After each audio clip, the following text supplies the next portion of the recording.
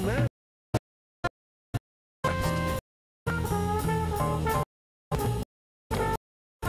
Oh, Steve Guest was at the.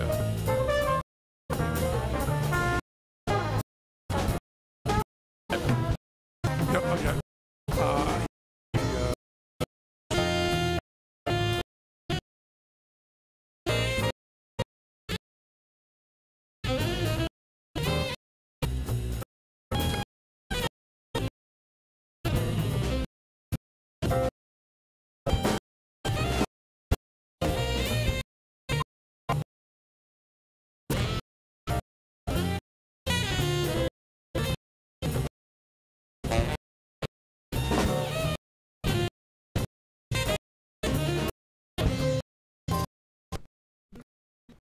My man.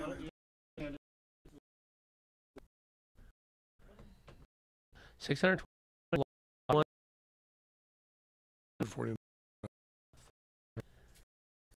Okay. I was looking at the number going. So, 1,000 pounds? 600 lost 1,000. 34. We have one more guy. 105. Second. Boy, there's a report. Tell me.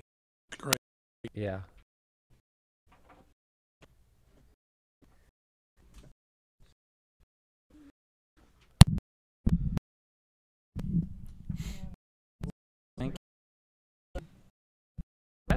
Oh, bro. God damn it.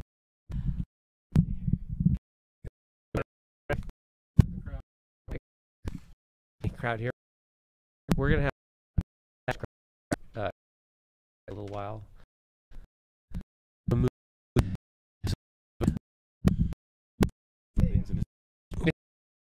So it's if things at all. It says at all. You. Oh my goodness. All words. Oh. Yeah. Reindeer in the light does this. Yeah. Say what? Chuck. Now, did you? Hey, that's talking. I'm talking. It's still.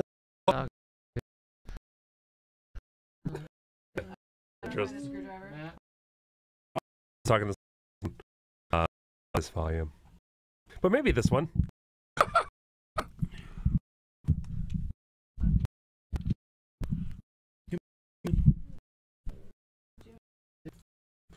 1 2 1 2 Piff. Talk to it. Christian Piff sucks.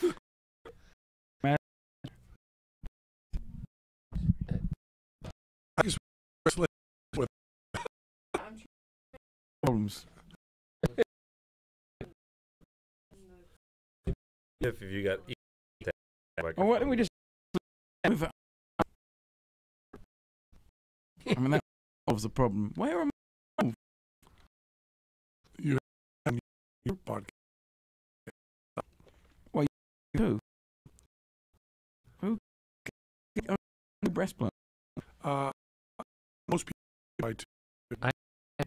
But I have 3. right, This room. you've got breast implants. How can you live with yourself?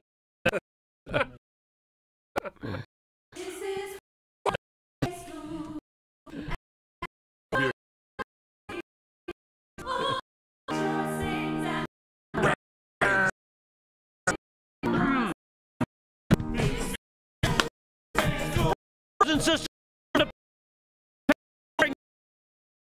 like Ludo,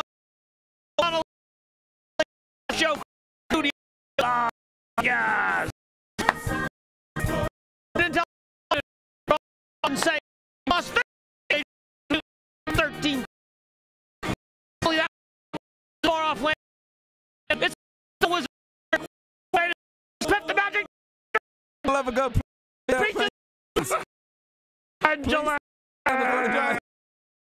Turn to Piff. turn. One. He- Full.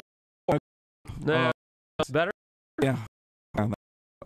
said we're doing work for.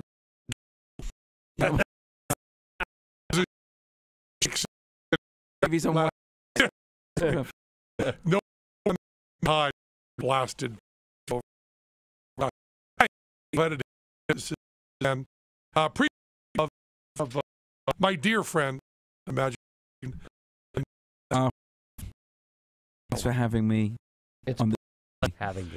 This is not with No. All when we done. I'm in Sunday school.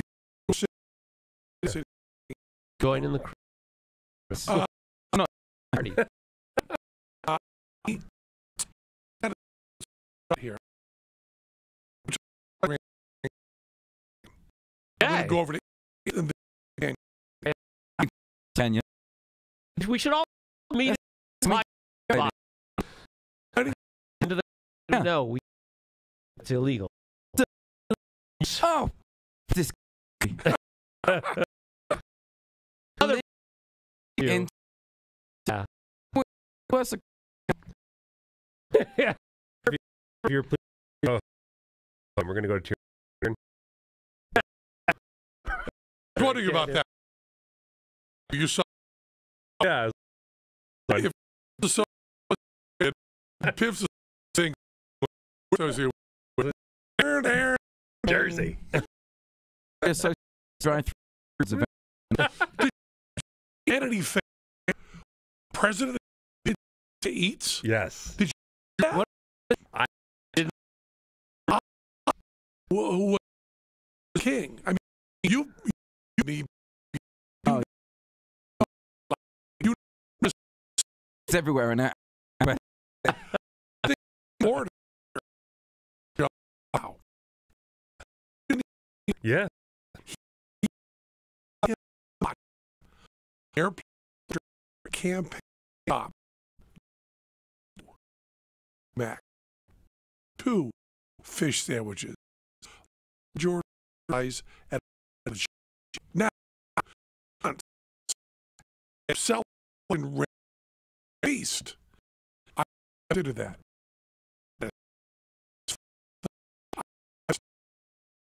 But chocolate is everyone or you mean you like them? Especially like the Whaler. Used to have them at Burger King. The way The Whalers, the Singer. one rule follow. I remember when I was in high school. We had one was we call it a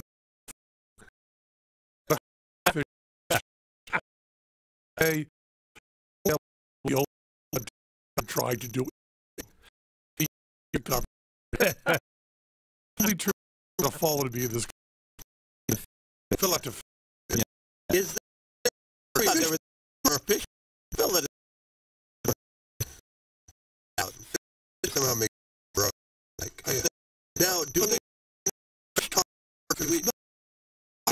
Close with top fish. It is the cup sprinkled with. Absolutely, it's pretty remote. Fish, and there is no fish.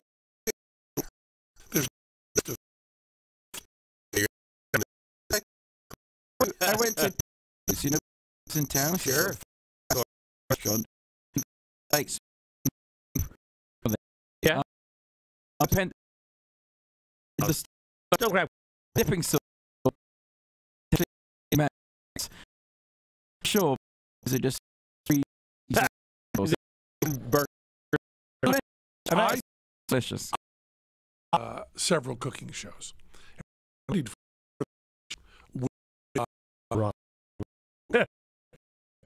With a chef, Jeff, who, one of the chefs.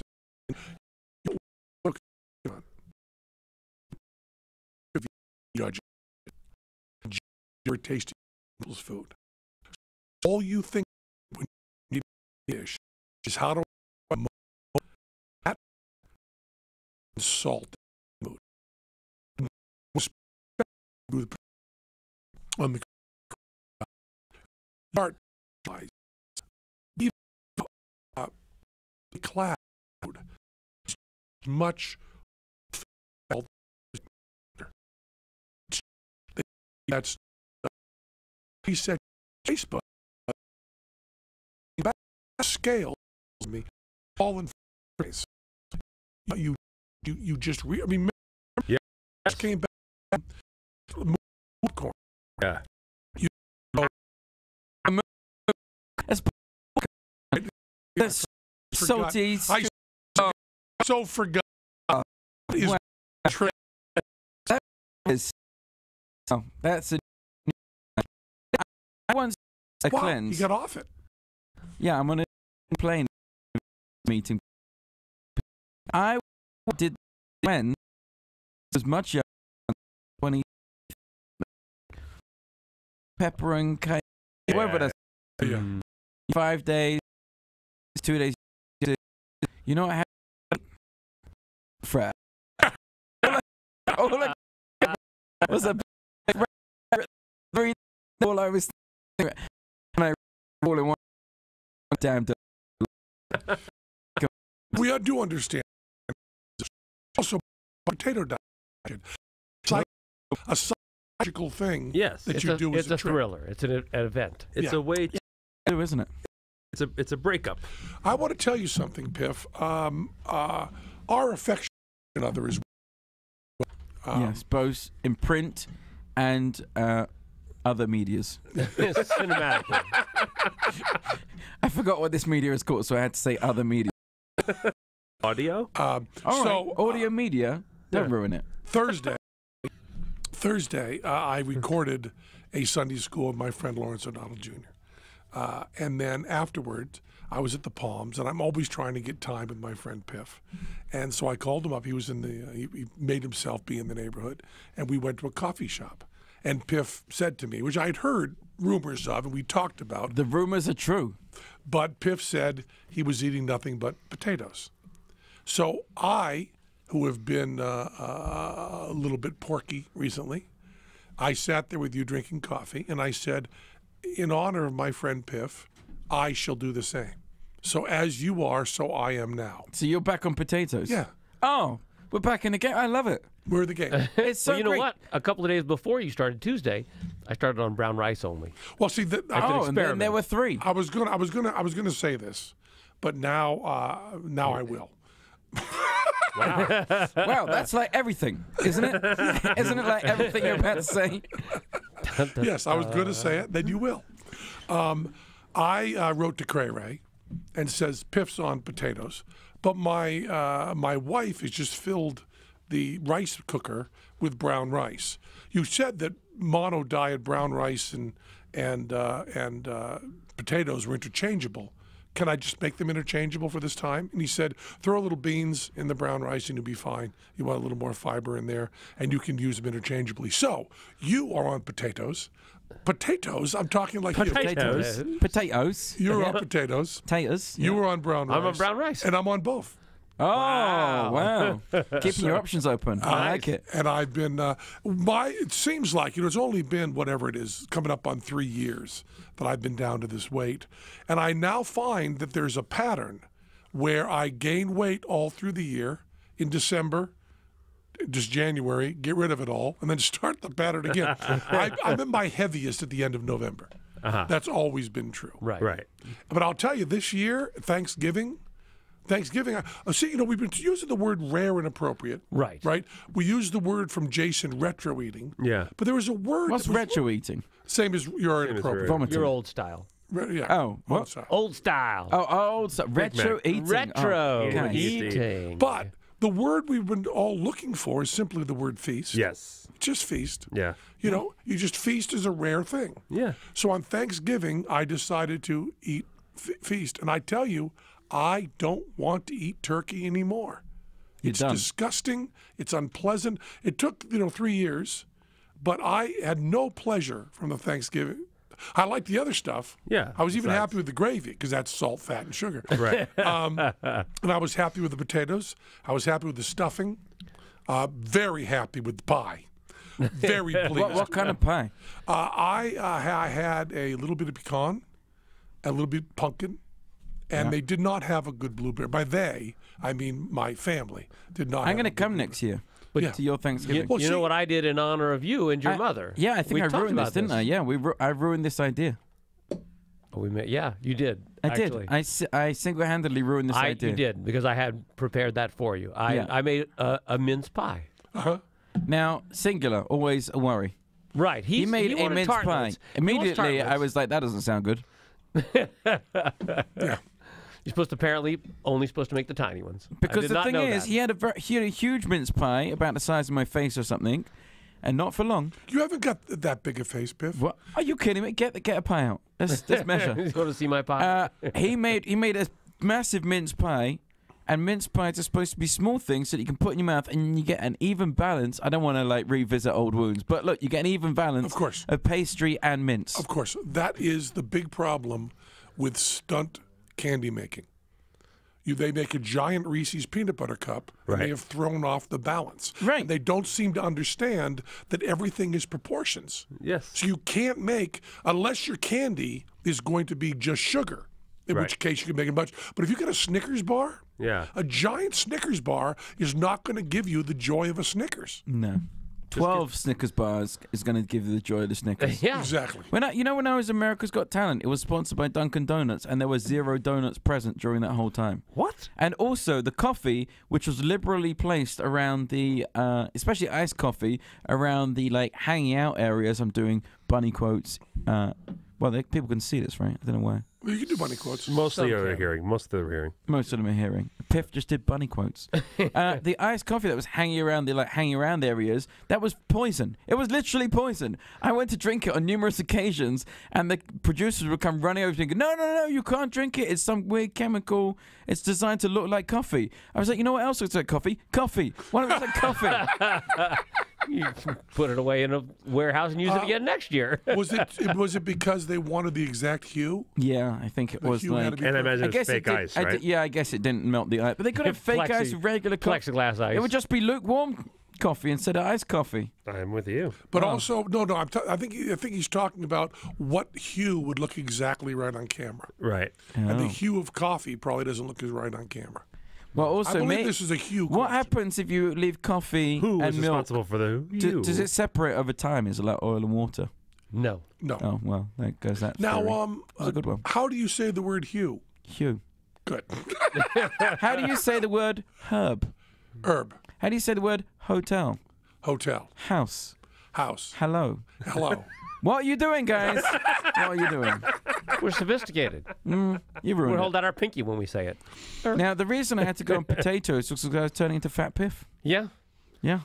You know, the funny thing is, Cray Ray met Piff Yeah. at my house a couple years ago, and Cray Ray took me aside. I think he actually said it to you. No, he later. didn't take you aside. He took you aside at the table in front of everyone.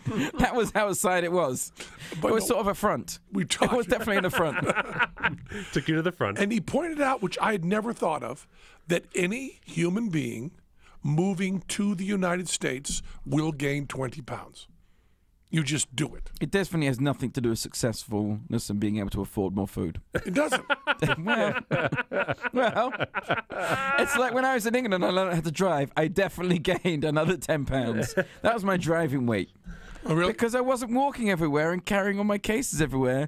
I was just sitting there like, "Meow." That's me driving. Yeah, it was pretty good. I wanted to point out that his driving is very similar to Bunny Quotes. Oh, it's terrible. Yeah, and also I was doing that sort of movie driving where you like twist the Yeah. steering steering wheel, wheel's bad, which like is yours. actually how I drive. We call that- That is actually how I drive. We call that teller driving. Yeah, you followed me in the car, right? Yeah, it's my- astonishing. It's we were terrifying. Teller stopped by a hillbill rehearsal, and then we went out after he stopped by, and then we looked over the side, and there was a place where the parking lot has like a concrete edge and then a drop off, and there were lying 2 pieces of fender. And we came out, and then the owner of the place said, "Oh, this wasn't here last night. This must have been from today." and we were so scared that it was Teller's fender that had come up in the parking lot. I don't feel like I park the car until I hear that scrape. Yeah, Teller's car is just whiskey dents. Yeah. Everywhere. Whiskey dents. What's a whiskey dent? Figure it out. Okay, figure it out. Oh dear. It's like Ginger retro tea has eating. arrived, ladies and It's gentlemen. included. So how did people tell you that you were getting a bit chubby? Oh, they told me every way possible, but I couldn't hear them. And did Glenn ever say anything to you? Glenn, everybody said stuff to you, but you have defenses against it. Because I just get emails from my manager saying, "Oh look, Fat Piff's back." Yeah. There's no sugarcoating. Yeah. There was no sugar. There was with me, you're going to die. I didn't have that. No, you're not close to dying Yeah. fat. I'm no. I'm Penn's just. decision was hospital induced. Don't worry. Well, Well, that's, actually, that's so weird because you were with me at the time. Yes. It really wasn't. I didn't say in the hospital. You were I'm gonna actually lose already on a diet when you went into the hospital. So that's the worst kind of it. You know what? That's because the thing is, normally when the people get to the hospital, that's when they're always there. I had a couple of friends and they were like, it's been a real wake up call, and then like a couple of days later, heart attack, dead. So maybe the fact that you were already on that diet before you got there was the difference here. I bet it saved your life. Actually, Yeah. it probably. I wasn't did. on Cray Ray's diet. No, I was no, on a different. diet, but I was being a little careful. You were down. You were Right. down what 20 pounds at that point, I I was think. down 20 pounds. But Maybe a hospital like realization wouldn't have stuck. But see, no, hospital. As I say in the book, I never believe anything that's said at 3 times. New Year's Day, in the hospital, or right after someone comes. Well, there we go. You got in there, comps. And those 3, happen all at the same time for me sometimes. Very close, actually. Yeah. Last time I was only off by like 3 days. But you don't believe those things. I know someone that you all know too, who was in the hospital with a heart attack. And while he was in the hospital, he swore up and down, "I'm changing the way I'm eating from now on. I'm changing the way I'm eating from now on." 2 days later, Cinnabon. How was he eating before? Yeah, right. Big Macs. Before my heart attack, I hated 2 Big cinnamon. Macs, Right. 2 Only fish veggies up sandwiches, until that 1 point. chocolate milkshake. Here's the thing about I'm gonna die of a heart attack, I'm Trump's gonna have McDonald's order that I want to know. Is there a lap pool on Air Force One? A lap pool. Yeah, because if he's eating like Michael vomit Phelps, into? No, if he's eating like if he's training like Michael Phelps in the air, then he's allowed to eat that way, right? I don't think you can. I think we have evidence he wasn't training like Michael Phelps. Yeah. I mean, I used to read, 2 things. Climbing Everest Yeah. and being an Olympic swimmer Yeah. were 2 things I used to fantasize about. Because there was an article, I mean, really 30 years ago, about what the women Olympic team swimmers eat. Right. Yes. You know, and it was astonishing, like 5 bowls of spaghetti. Yeah. And we knew the guy who ran Michael Jordan's restaurant Yeah. in Chicago. And he said that Michael Jordan would come in for publicity Yeah. before games. And they had a special meal for Michael Jordan. And I've forgotten all the details, but it was like 2 steaks, a couple of baked potatoes fully loaded, Yeah. side of very, very greasy greens, macaroni and cheese, and a full container of banana pudding with a full box of vanilla wafers. Yeah. And at intermission, not intermission, what's it called? Halftime. Halftime, Why is it not called intermission? because we are theater people. He knows sports. I think in hockey it's called intermission. Is it really? Yeah, because it isn't half. They 'Cause there only are have more 3 fights. periods. Yeah. I went to a hockey game, by the way. I went to one too. But we'll talk about all this later. And he would eat all of that. And then they said at halftime, he was ravenous. Yeah. Ravenous. He could not get enough food in him to not be starving at intermission. Well, that's the thing for basketball players, and this is a funny thing, but it's when they're young because they start playing in their teens and 20s, right? Mm-hmm. They actually do eat a load of crap. They can't wait to get to a fast food place because they start to lose weight over their season from playing so much and just constantly keeping that machine going, I guess. Yeah. And then what happens as you get older, that eventually stops. And so every player goes to They this all go, phase where they have to figure out. Yeah. And also they get to the late 20s into their early 30s and they want to keep playing. You see all these guys radically changing their diet. And a lot of them, it's a huge plant strong movement huge in athleticism. Definitely a right problem I identify with. In my early 20s and early 30s, I was definitely consuming the energy of a professional basketball player. And now that I've slowed down somewhat. Turkey, no allure. So turkey's whatsoever. off the plate. Turkey's no allure. Turkey's Next done. year, I will have a feast on Thanksgiving, but it will not include turkey. It'll just be all sides. Big think Macs. so. You know what I Just did? real Big I Macs. put the stuffing in a waffle iron this Oh, year. Whoa. Right. Really. That sounds Now, Well, did that's you a eat? good tip. Did you eat turkey this year? I did eat turkey this How year. was it? I still like turkey, but there are a few things that are falling off now. It's sneaking up on All me. seafood. Yeah. All seafood is disgusting. All seafood's out. Yeah. Oh, No, I don't. That wasn't part of the Haphazardly. plan. It just fell away. but it used to be delicious? Yes. What about the Palace Station seafood buffet? You know that little what? I haven't been to the Palace. kidding. Station. No. Oh I've been to the Rio seafood buffet. no, it's no good. The Palace Station, they've got that little seafood bar thing, and it's like you go there and they make that pan roast. Oh my god, Oh yeah, it's life changing. would be good. Yeah. You know why? Lots of butter, I bet. Yeah, I think I have it with chicken. So maybe it's not appropriate. Maybe it doesn't apply. You'll be fine. You know what? That door's not closed to you. Oh, I'm just saying, poultry, Yeah. seafood, gone. They're I can gone. still eat a steak, although last time I did, not much left of good there. And I still crave a hamburger, although I think I'd be just as happy with a bean burger with mayonnaise and ketchup. Yeah, once it's you get the all the mouth, stuff it's on the it. mouth thing. It's the Yeah. mouthful thing. It's Isn't it that the holding bun's half sugar or something? Was that? Yeah. McDonald's possibly. fries has a sugar-like thing. I don't know those arguments where they're like, we left a McDonald's burger outside No, for no. 3 that's bad, days. yeah. and All food's it's like, disgusting what when you do it happens if after 3 days. no, but it doesn't change, does it? Yeah. But then, like, I'm sure what happens if you put a carrot there? It's probably fine. That's Carrots are good it. for 2 weeks. Yeah, right.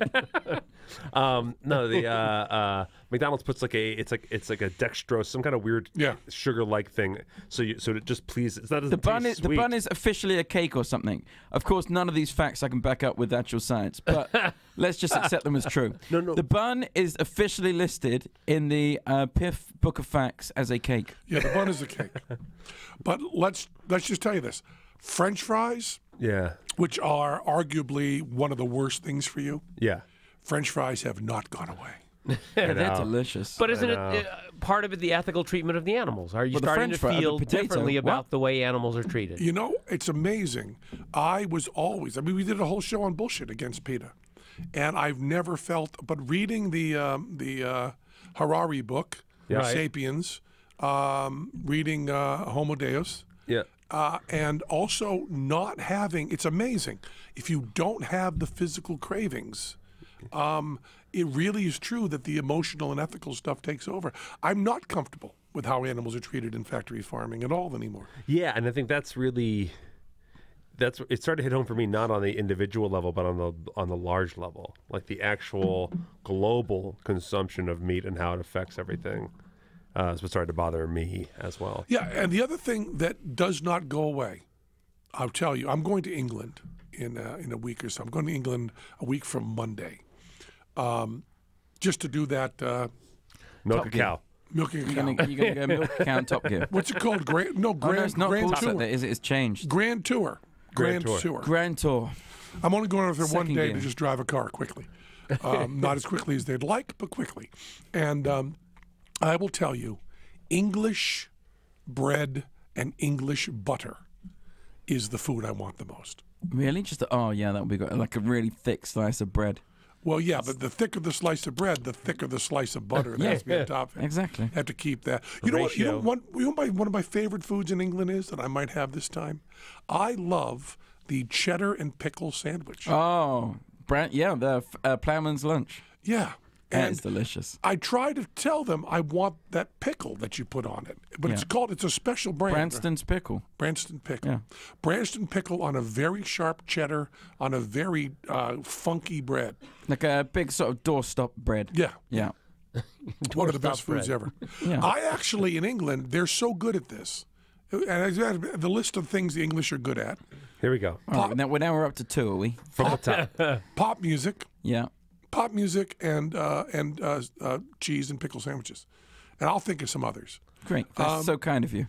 But in the train station, one of your many train stations over there, no longer yours, but one of their many train stations. There are many train stations. One of their many, many train stations over there. I said, I want a cheese and pickle sandwich. And one of our handlers, I believe it was Steve Guest, who you know. Yeah. Steve Guest said, let's get you a proper plowman's lunch at a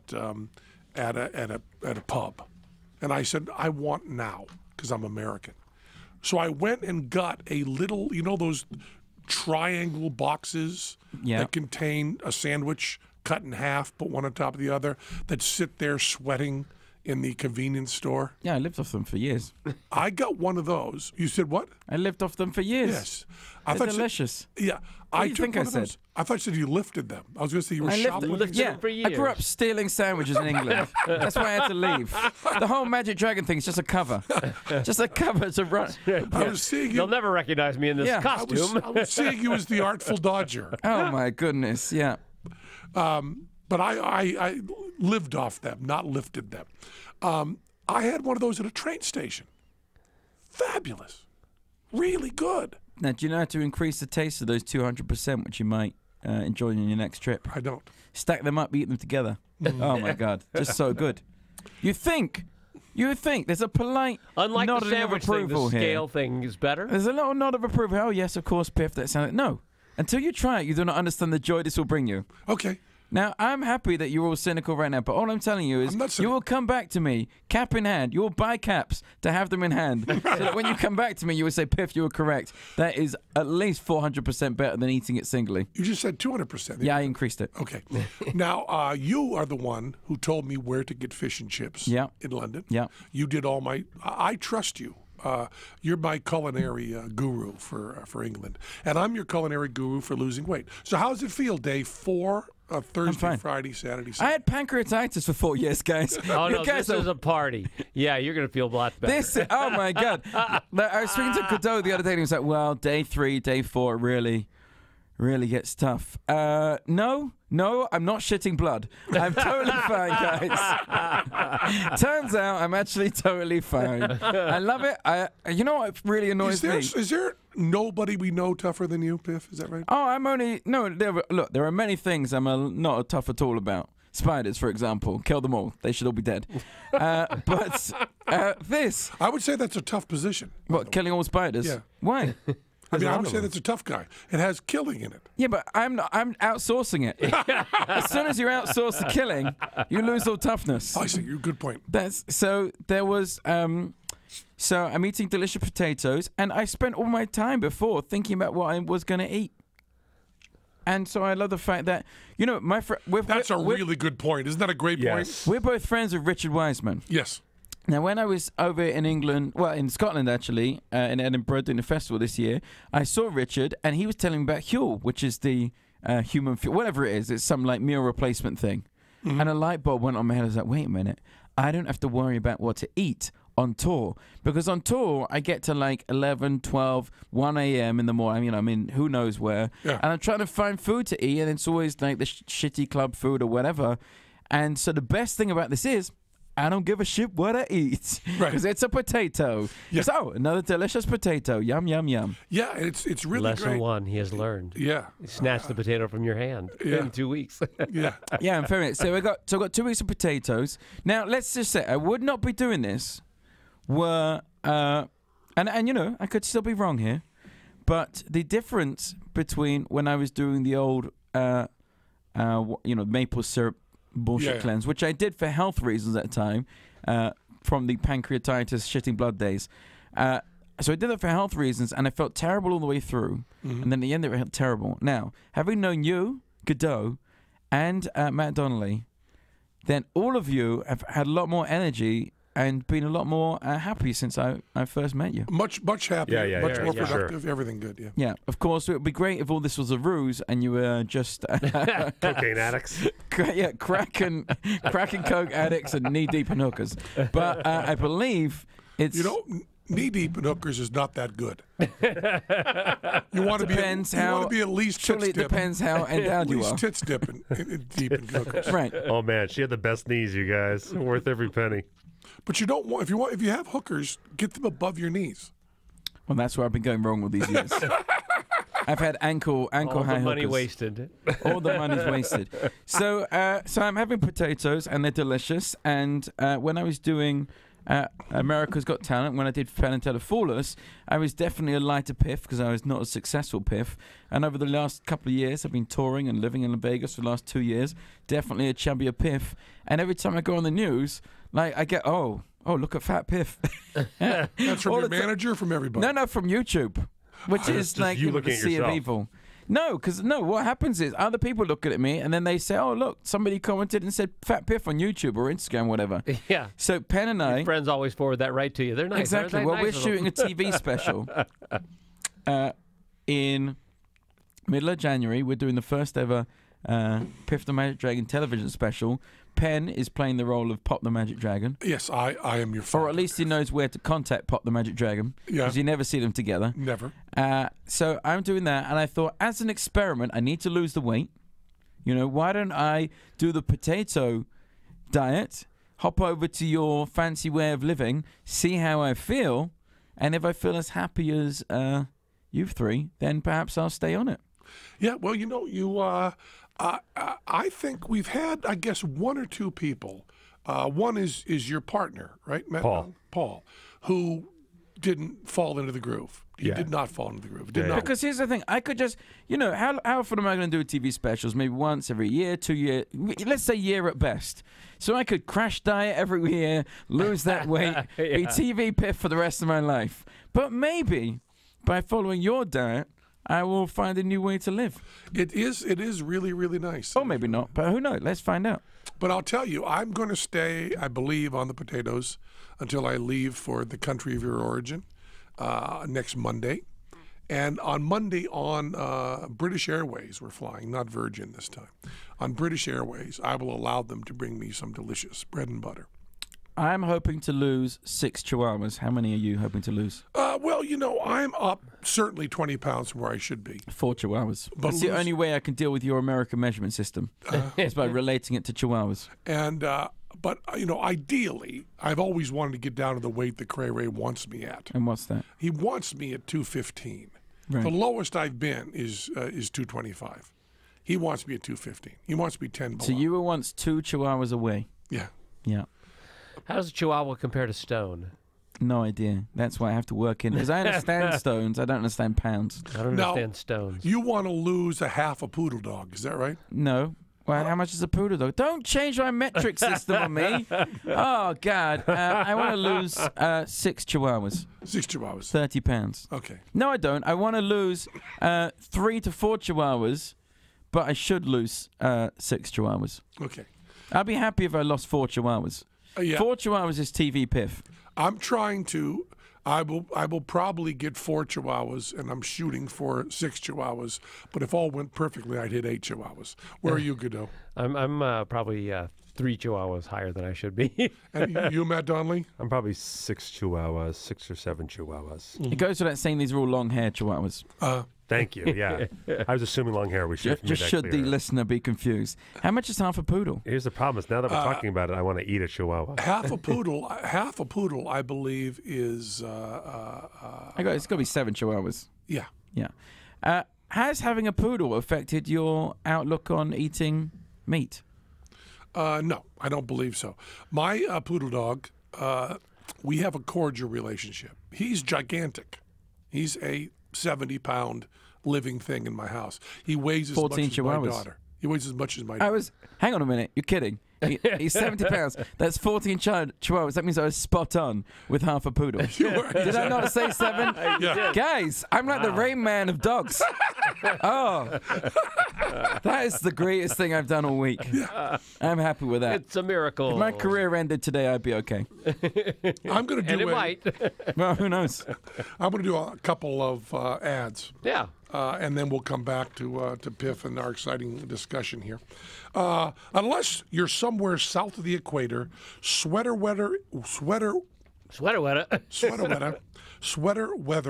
is officially here. Time to pull out the long sleeve shirts, sweaters, and jackets. But the last year's layers, I'm doing a terrible job on this. But if last year's layers are feeling tired, here's an easy way to give your closet a wake-up call. And it doesn't involve going shopping. Instead, you can get cool, cold weather clothes from the style experts at Stitch Fix, where everything is hard to say. Yeah, that is the most difficult advert to read of all time. Yeah, because you've got sweater weather, okay? You've got There were loads of. I was just like, oh, yeah. Let me go. Here we go. Unless you're somewhere south of the equator, sweater weather, oh my God, is officially here. Time to pull out the long sleeve shirts, sweater. Come on, who writes this? And jackets. But if last year's layers, oh come on, last year's layers. How do you even say that?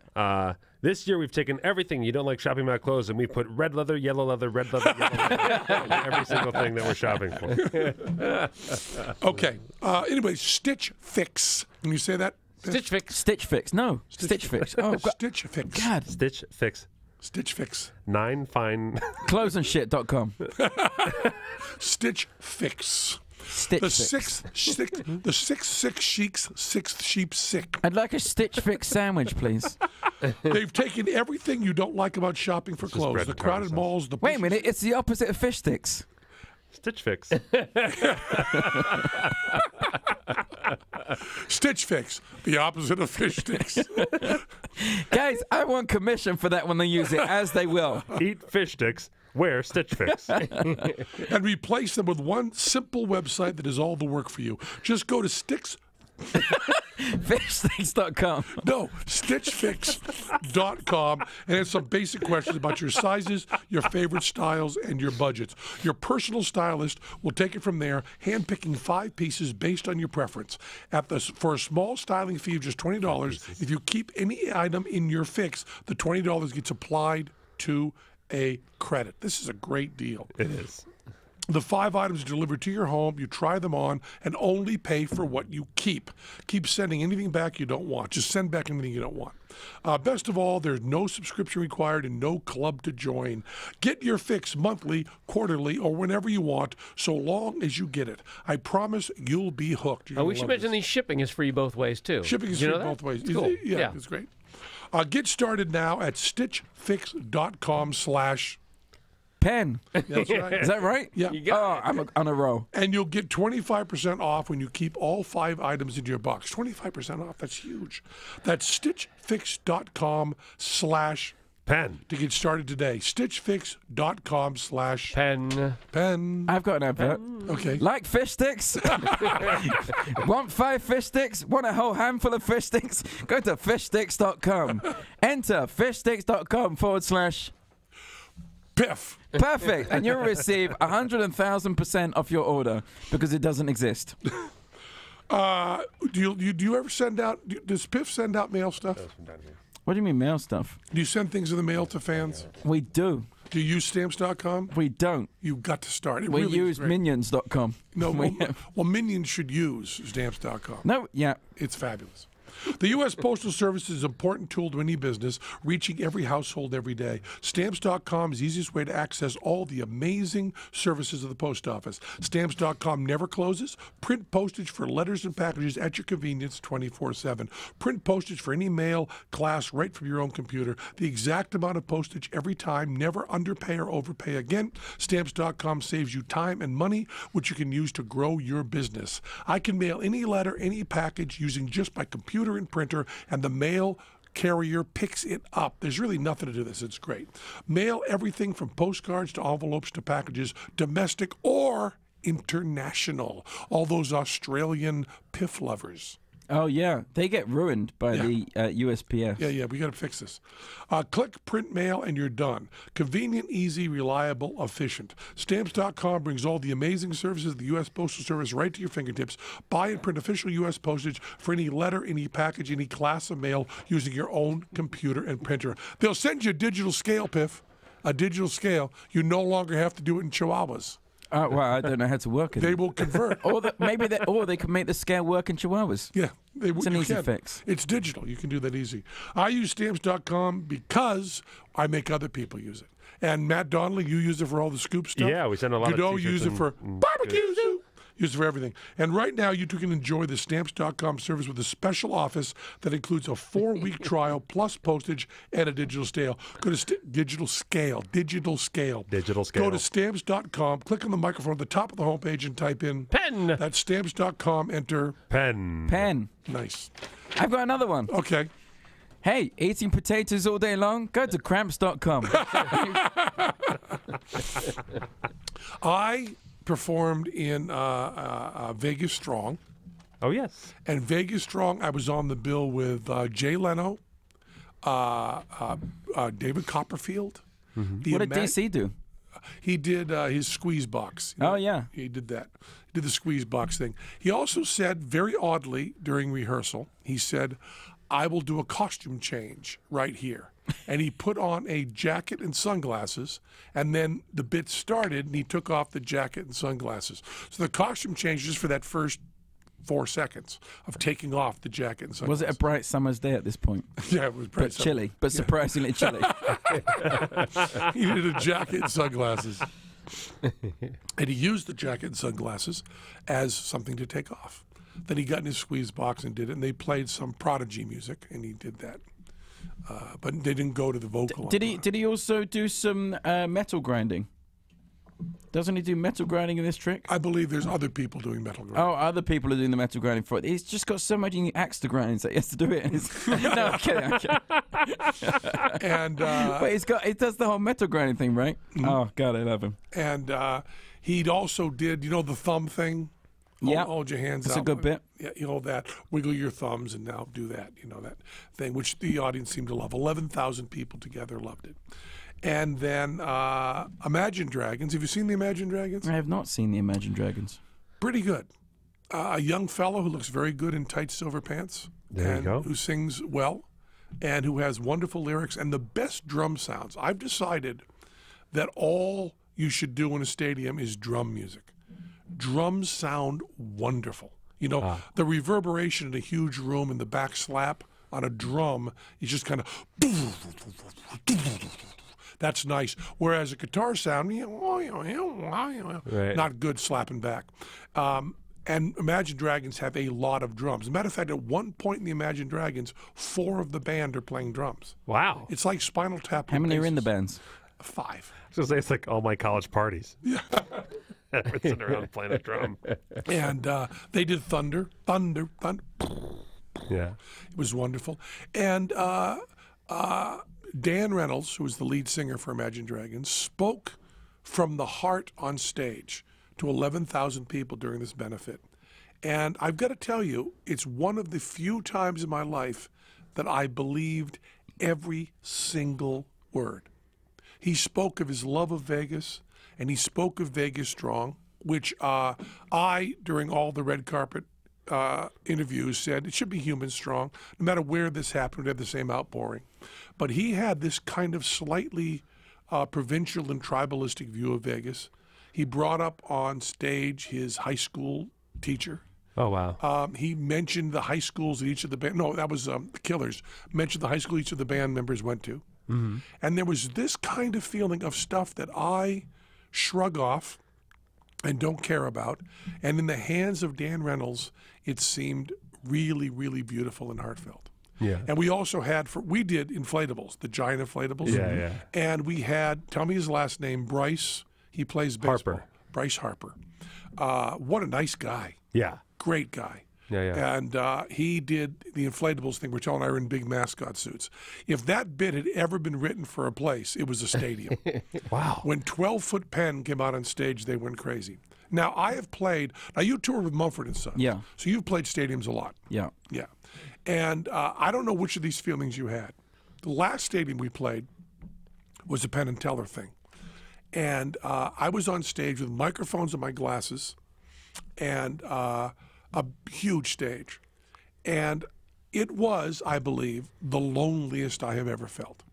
Because they had my microphone so loud and the monitors so loud, because they don't want me to hear the slapback to get confused. So you can't hear that echo. So you got to be really loud on stage. And I wasn't wearing in-ear monitors. I was wearing, I just had regular foldbacks and side monitors. And they had, I mean, it was really wicked loud. So I could hear myself breathing. Okay? And the stuff we were doing did not use audience members. So they had the house lights off. So I could not see where the world ended, and the nearest audience member was probably 20 yards from me. Oh, wow. Teller was 10 yards from me, and we were being lit by, I think it was lit by like 4 huge spotlights, plus all this white light down on me. And I could not see anything outside of me. Teller was far enough away, and I could hear my own breathing, that I was on stage doing lines, and also the sound of the audience. It does not have any individual laugh. There's nothing human that comes off them. It's just Wow. this machine sound. And so when I was on stage doing the Penn and Teller show, was in New Orleans or something, for 12,000 people, I felt completely alone. Now at Vegas Strong, we did a different thing where we came out with the inflatables where neither Teller nor I can see anything. It's a trick that's done. You might as well be in another room somewhere else. We have no experience of the audience at all. That ended after 3 minutes. Thank you very much, Bryce. Get off the stage. And then Teller and I grabbed our props and ran down the thrust. There was the thrust going 30 feet into the audience where there was a small stage, like the size of, U2's Drum Riser, that size stage, maybe 8 feet. And we were there doing Love Ritual for 11,000 people. We gave out 50,000 cards. Wow. 50,000 playing cards. And they were gotten out by a volunteer team that was very, very efficient. I mean, we looked out, we expected half the people to have cards. They seemed to all have cards. Yeah. And we had a artistic house lighting. A few people were lit really brightly and then other people coming up. So I could see 11,000 people. And I was out in the thrust, so I was hearing some of my own voice. And my lav mic was no good. So I threw it down and took a hand mic and then did not do the Love Ritual card trick. I let Teller do it and I just talked it. So I was on stage for 11,000 people with a hand mic preaching love. And I got to tell you, you might want to roll your eyes and make it a joke, but they were there for a benefit. The Imagine Dragons had just given their very heartfelt speech, played Thunder, brought the crowd crazy. There's been an intermission. Copperfield come out and done his trick. Cirque du Soleil had come out and done a little thing.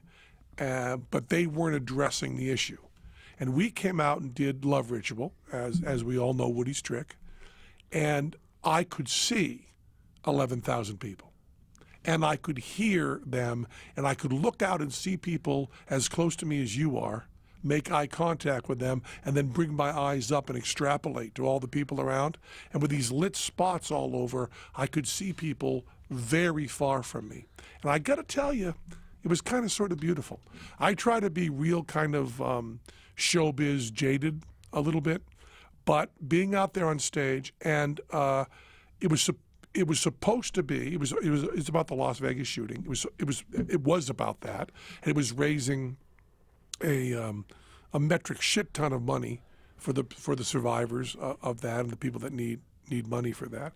But it turned into this celebration of Las Vegas that, for all my disliking teams, disliking tribalism, disliking provincial qualities like this, it was kind of sort of beautiful.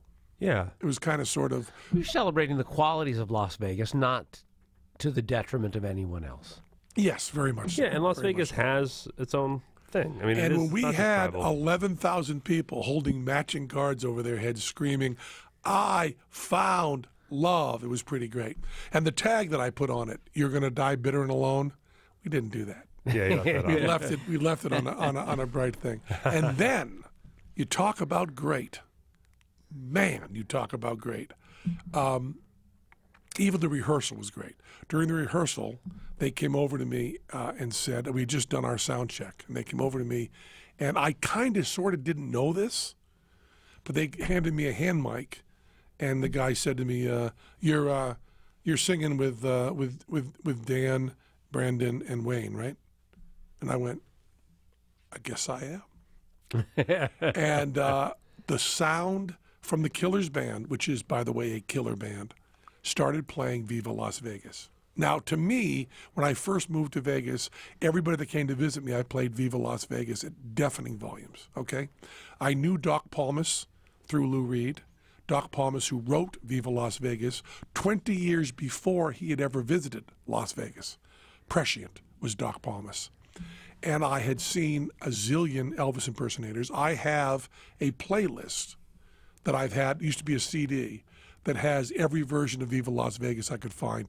Dead Kennedys, ZZ Top, goes on and on. There's about 25 versions I used to play over and over. Viva Las Vegas is a beautiful song, and it has that wonderful almost Latin beat underneath it. And the drums in the stadium sound really good. So during rehearsal, I was out there on stage listening to Bright Light City, gonna set my soul on fire. Just get the stakes up higher, blackjack, poker, roulette wheels, all these wonderful images.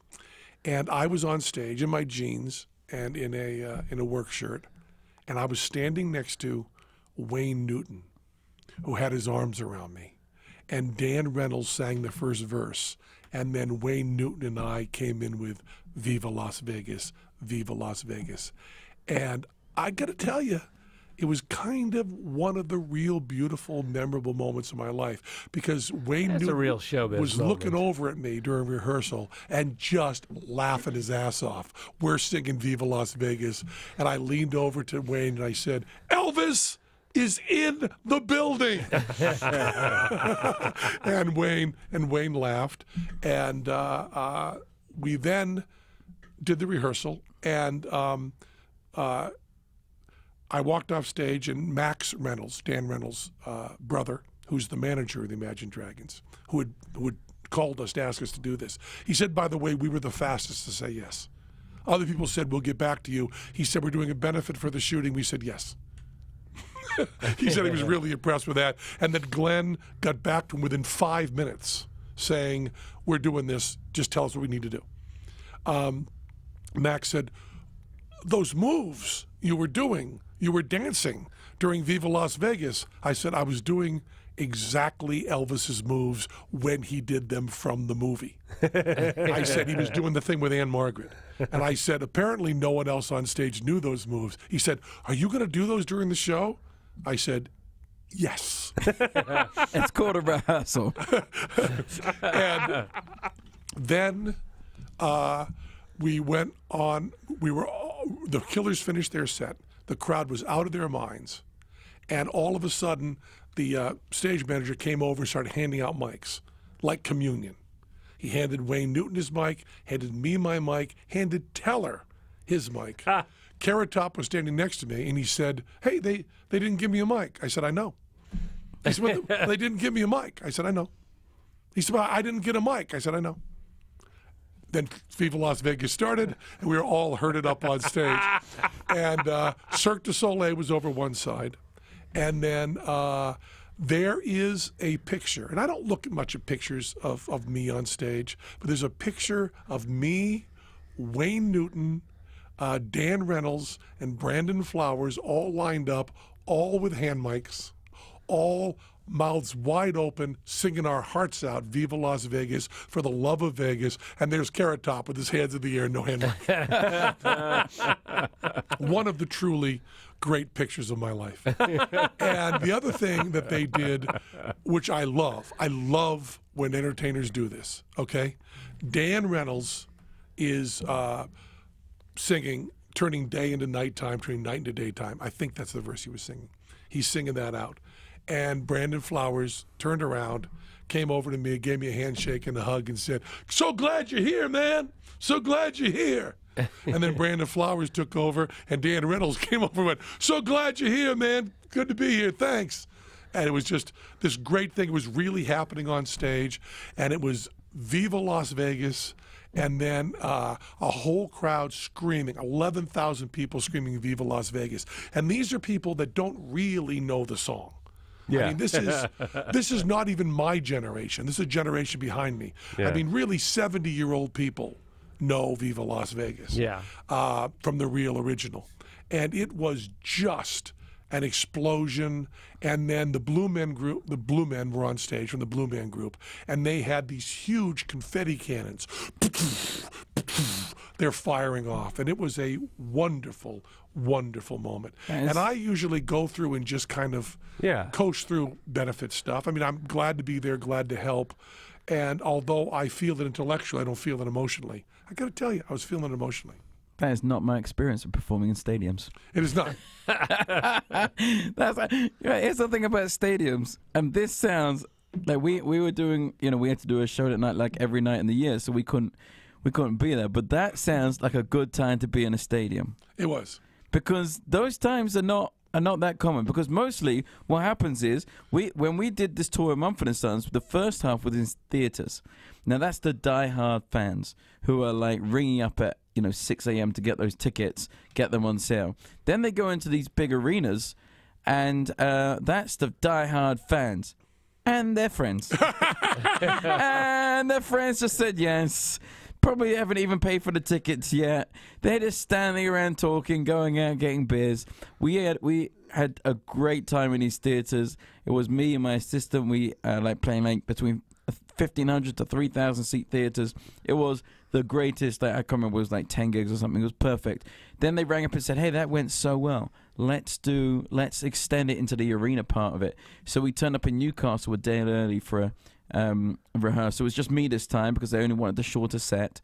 So they said, "Right, well, you're going to be on the B stage, much like Penn describes here, the drummer riser in the crowd. You're going to be on the B stage. You're going to start. Band number one will start. They'll do their set. Then we'll cut to you. Then we'll get the sound. You'll get the stage ready for band number 2 or 3 or whatever it was." So they would cut back and forth. And I said, "Okay, no problem." So it starts. The stadium, the arena fills up with one of his 20,000 people or something ridiculous.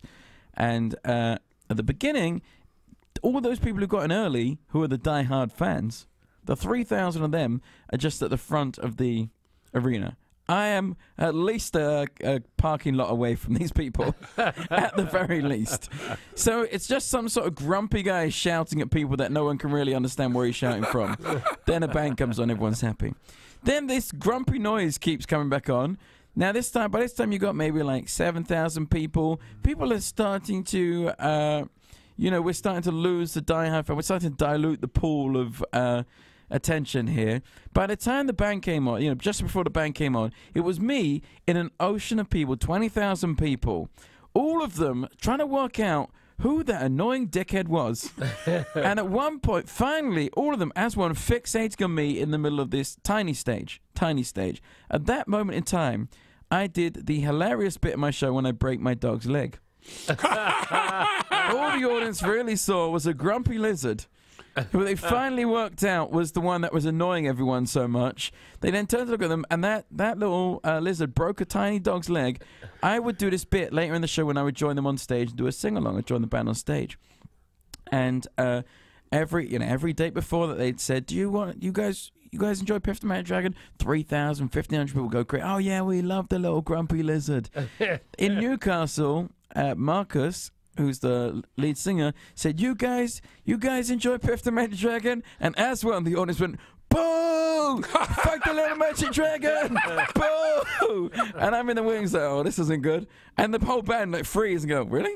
Oh, please don't Piff the magic dragon. Yeah. And I walk into a sea of abuse, just raining down upon me with my tiny little dog. And they're like, he's still got the dog. Remove the dog from him. So that was not a good. We changed it a lot, and we had about 4 or 5 gigs. Which, as you say, when a stadium unites behind you, is the greatest experience of all time. But let me tell you, when a stadium unites in hatred of you, not so good. Not so good. I want to say we want to do another one of these shows for Wednesday. Yeah. But before we close this show, we very much have to say, tell us everything about Psychic Hillbill. So the Psychic Hillbilly, the Psychic Hillbilly goes up December 7th, 8th, 9th, and 10th. You can get the tickets only at thespacelv.com. They're not going to be on any kind of ticket broker site outside of there, but go there. Say that slower. LV.com. Thespacelv.com. Just go to the show calendar and look for. And say those days again. December 7th, 8th, 9th, and 10th at 10 p.m. And just so you know, on December 4th Yeah. at 11:45, Yeah. there will be PM. a special 11:45 p.m. that's PM, important, let's- yeah. Almost midnight. Yeah. There will be a special show, which my wife assures me will be filled up. Yeah. As far as I know, it already is. But yeah. In attendance, there will be Piff the Magic Dragon Good evening. and the big guy from Penn and Teller, and I think maybe the little guy from Penn and Teller. I believe also the little guy from Penn and Teller, yeah. So, excuse me. So they will. We'll all be there that night Yeah. to see your show, and I think it'll be filled up. And I'm very excited. Yeah, something I did not anticipate happening when I did this was that I'd be doing an hour-long magic show for Penn and Teller. That's something I didn't think about. I spoke to. I did a photo shoot this week, and the journalist was saying, "Oh, you going to Matt? What they she said? What trick did you help Matt Donnelly with? All this stuff." And so I was talking about it, and she said, "So are we going to find out on the night whose trick is whose?" And I said, "Oh, I don't know. Is Yeah. that a thing you're doing? You're saying, and now." One from the Penn and Teller repertoire. No. That last one was taught to me by Johnny Thompson. Because the last thing I think, because if I did that knowing I could do them very well, I think you guys would be very That's complimented. exactly by what that. I thought. It's exactly. I thought he sounds confident. That's when she said to me, I really thought, wow, he has got a lot of confidence about these performances. If he's going to give credit and throw us under the bridge one by one. No. That one that just died in his house was the responsibility of Piff the Magic Dragon. I'll gladly tell people who ask, but no. During the show, it is one continuous performance by the Hillbilly. No credit given. I'm so excited about that. Are you going to be there too, Godot? I'm going to be there. For Monday night? Probably. I'm going to try. Good. And Piff. How is Piff-tacular music Christmas? Piffmas Pifftacular is not only happening tomorrow for the first night only, but it's December also 4th. thoroughly rehearsed, ladies and gentlemen. It's thorough. Yeah, I love it. This is a show that we did in Edinburgh in 2015. We took it to Hong Kong, and it's like a game show version of the Piff show. It's one of my favorite ways to do the Piff show, and it's all new tricks because it's our tour tricks, so we've never done them in Vegas. And where is that?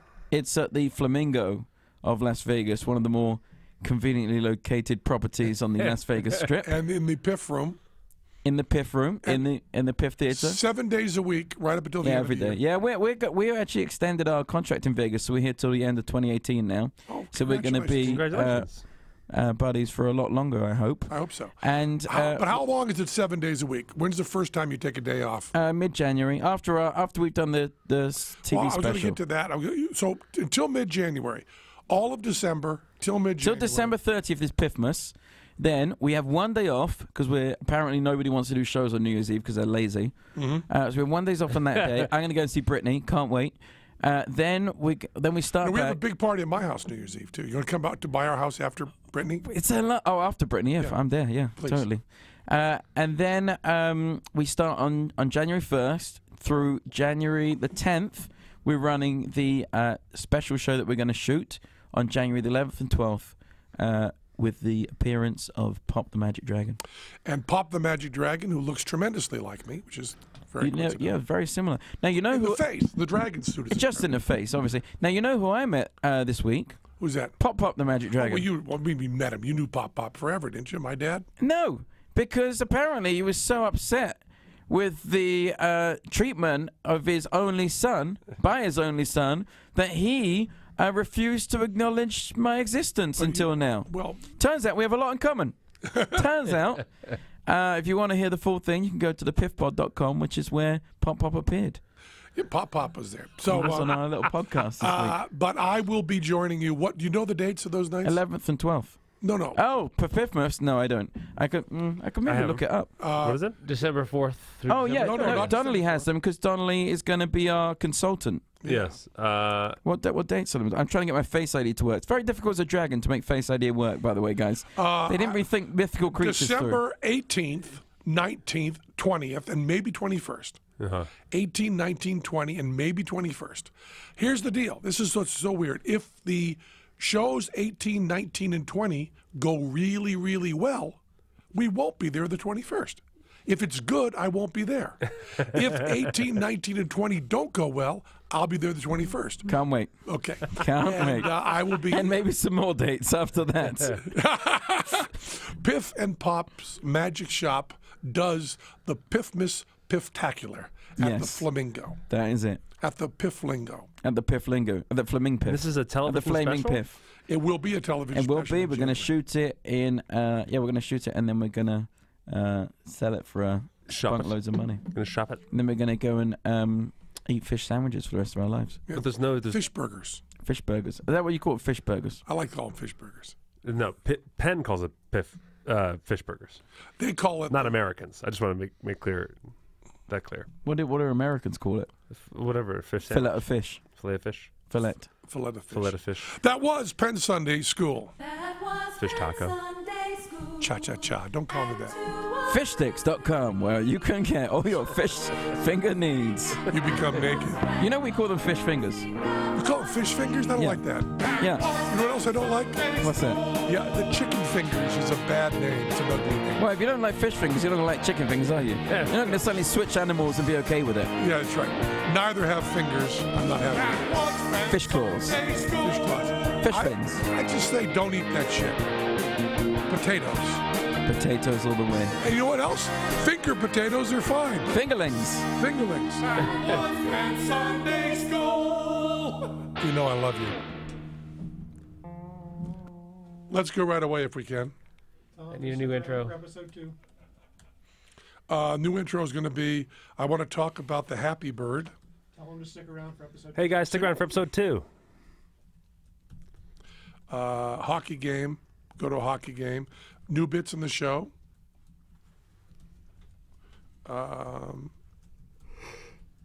That's enough. I got other stuff, but 625 people. You say. So your 2 weeks for potatoes is a week from Thursday, right? When did I start potatoes? Thursday, you said. You told me. Yeah, this is Thursday. day 4. Yeah. Yeah. Yeah, week Thursday, yeah. That's day you'll have corn, and you'll like it. I love corn. It's my favorite thing. Yeah. I grew up. This is my favorite food. You have no have you had idea. corn with no salt and no butter? I imagine so when I was a kid. Yeah, corn is the greatest thing. Ready to go? Let's go. We're still relabeling. Okay.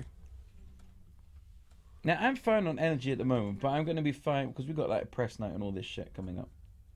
You'll be fine by then. Sunday school, and to our listening ears, all nature sings and round us rings the music of the sweet. Brothers and sisters, welcome to Penn Sunday School, starring Penn Gillette. My name is Michael Godot, and along with Matt Donnelly, we are broadcasting from the Show Creator Studios in Las Vegas. Today, we're joined by Piff the Magic Dragon as we talk about the Happy Bird. Also, Penn went to a Vegas Knights game, and there's some new bits of the Big Penn and Teller Show. 625 people have lost 30,149 pounds, and here he is preaching love, Mr. Penn Gillette. Hello, you angel-headed hipsters. Here we are with Piff. I like having Piff on board. Do you like Piff on board? I do. I like having Piff. That could have got very awkward for a minute. Actually, we wanted to talk to you about that. Why is he here? But I had already read the faces, Oh, very good. so I had done that. I want to talk about this because this is important to me. I have bad allergies, bad cough, and I went to my doctor, And I don't have any allergies that show up on the skin, but I have all these irritants that give me voice problems. So the doctor gave me a list of things I had to do. One is he said, you know, when it's really beautiful out after a rain, there's ozone, and it smells really great, don't go out then. Keep recirculating your car. Don't go outside during any of these times that are high pollen. And no smoke. Keep everything humid. Get humidifiers for all your rooms. Cold mist humidifiers, keep them going. And he gave me inhalers and all sorts of things to put up my nose. And doing all sorts of nasal douching, which they call nasal rinsing. Right. But I like to call it nasal douching. I definitely prefer nasal douching. Yeah, me too. And then I finished with him and said, I'm going to do all these things. It's time to be a grown-up, because one of the worst times you get this is right around end of February, early March, is when we're shooting Fool Us.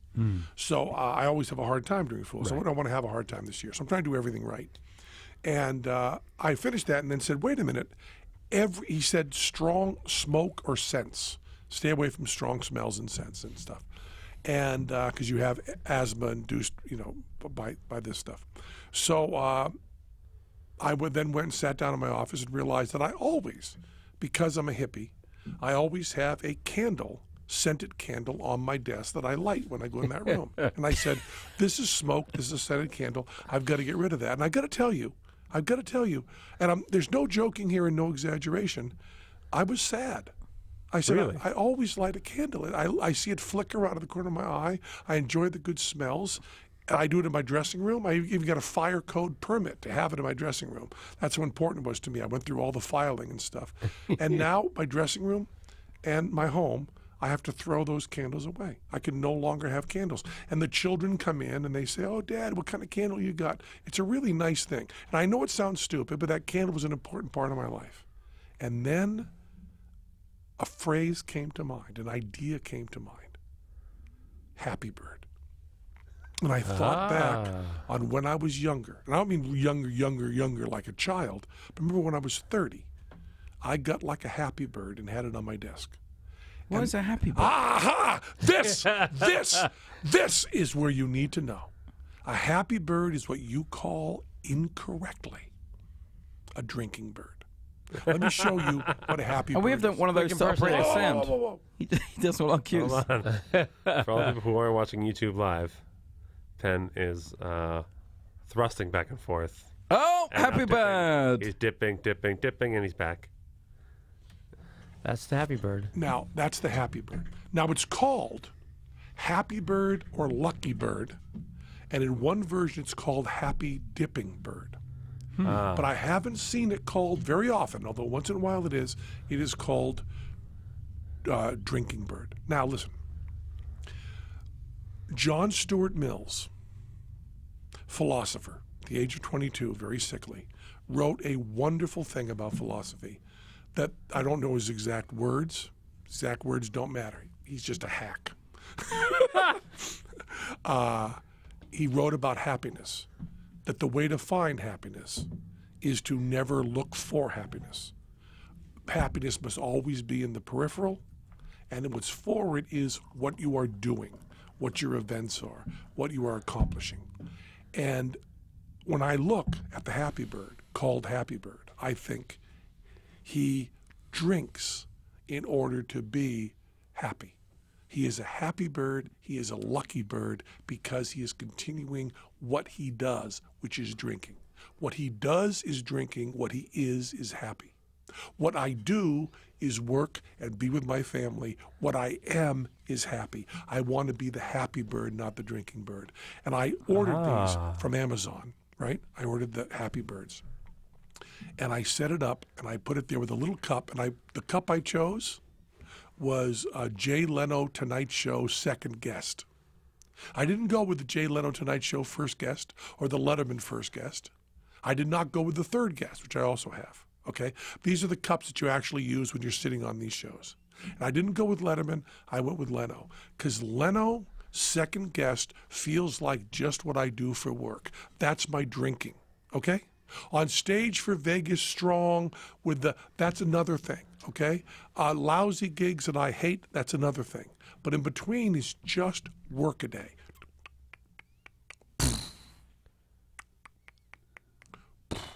And I went, boy, this is philosophically so much stronger than the candle. And now when I sit at my computer, it's to my right at my home office and to my left in my dressing room. But when I'm sitting looking at the computer screen, I always see in the periphery, this is so important, in the periphery of my vision. I don't mean, John Stuart Mills spoke of a metaphorical periphery. Yeah. In my literal periphery is the philosophical periphery. When I look at Facebook and someone is saying some crazy shit, I look at that and I get just a slight amount of depression, and then peripherally, and I look over and I go, why is that bird a happy bird? Because that bird is now drinking. How will I be a happy bird? I'll be a happy bird by working. Right now, when that little bit of depression comes over me, Andy Warhol said it's just the work.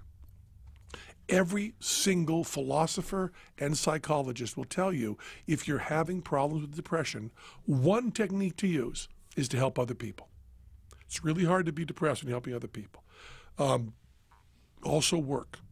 So now I have the happy bird. And I correct everyone. When they say on your desk you have a drinking bird, I say, no, I have a happy bird. Yes, he's drinking, but what he is happy. That's what he's called. And it's now called, Also, some sites it's called a happy dippy bird. Yeah. Happy dippy bird is okay too. Also, I don't think anything makes you happier than correcting people on what they call something on your desk. I believe that's also the case, yeah. That's the true source of the happiness of the bird. I think you enjoy being very able to much. say, pedantic- the it's a pedantic happy nature. bird. Like secretly you have a count in your head of how many people you went, it's a happy bird.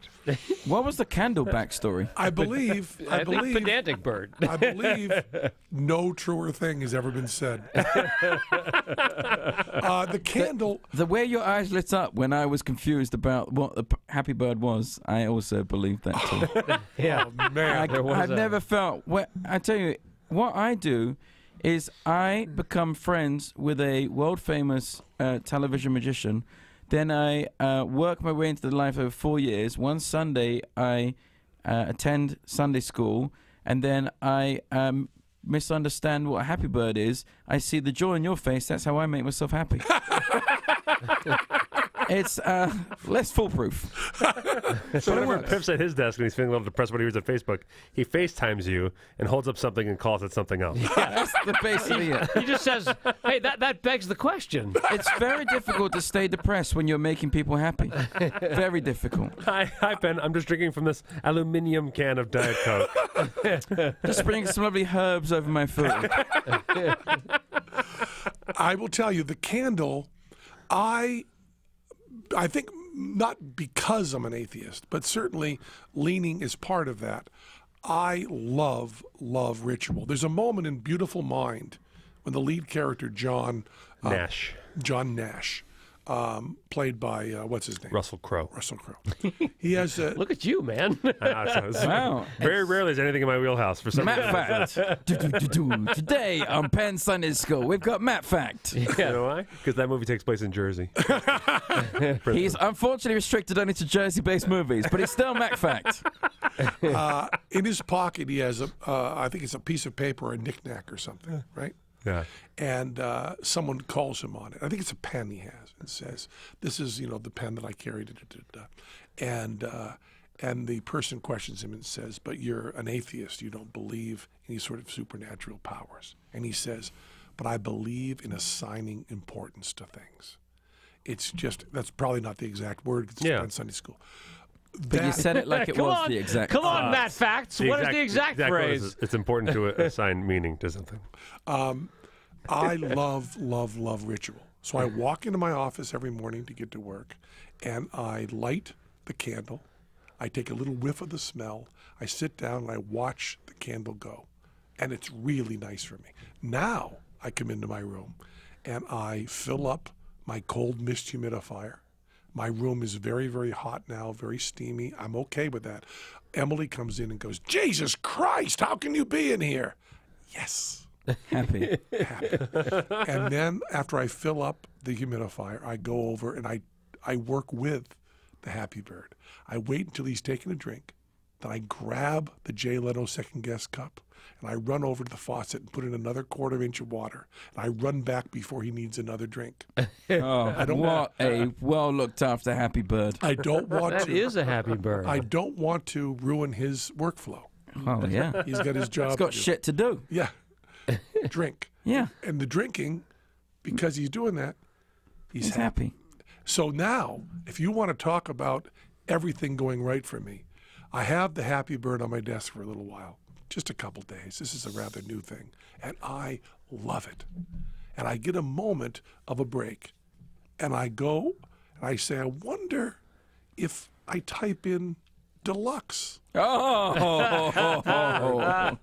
or big Happy Bird. Now, I want to tell you this right away. Don't get your hopes up. 30 years ago, I said to Rob Pike, genius, I said to Rob Pike, do you think the Happy Bird is scalable? He went, it might be. It might be. He came back to me and said, I don't think the Happy Bird is scalable, which is a little bit sad because it means if I want to build a giant Happy Bird, I have to fake it, which is a pretty nice It idea. also sounds like he was very unhappy with the bird to find that out. Yeah. It sounds like a whole week of finding out the bird was not scalable. But you could fake it, and that would be really funny. You know, that Happy Bird is scalable. I didn't know that. It isn't. That's a magic trick. It's a beautiful, happy magic trick. Let's go beside that. So I go on to Amazon, which is where I love to buy things, because I don't like shopping, but spending money and having things come is a wonderful thing. And also I gather up, my money goes to Opportunity Village. They give me a little bit of money, gets kicked back. That makes me very happy. So I go on the raw internet off Amazon, and I type in, just for fun, most expensive, deluxe, giant, happy drinking bird. And up pops a site that sells academic science equipment, okay, for classrooms. And there I see hand-blown. Just like all of us. If a happy bird is happy, imagine when he's hand-blown, how happy he or she is, right? Hand-blown. And I read the dimensions but don't understand them. But from the picture, it looks like he's pretty big. 12 inches? Maybe. And he was, okay, $44. That is, well, you can tell me this, all It's of you 5 together. chihuahuas, I believe. Yeah. The Happy Bird I bought was $8. This one is $44. So how much better does it have to be? Oh, no. 5 times better? Now, here's the thing. I absolutely anthropomorphize my Happy Bird. And I feel, there's no doubt about this, it's a real feeling. I feel a little bit of guilt that I'm thinking of replacing my cheap Happy Bird. You're only Who worked looking so at long? You're only working on one level of scalability. Right. The other level of scalability is fucking fantastic. Numbers. 1,000 Happy Birds in your room seems unbelievable. Oh, that would be really nice. That'd be a beautiful art installation. I've got an idea. Here's how to make a happy bird twice as happy. You look back, you see what made you happy in the past. You look at your happy bird, set him on fire. Set him on fire. You'll have the Yeah. lovely flicker of the What- candle what as is the- he tries to extinguish himself unsuccessfully throughout the day.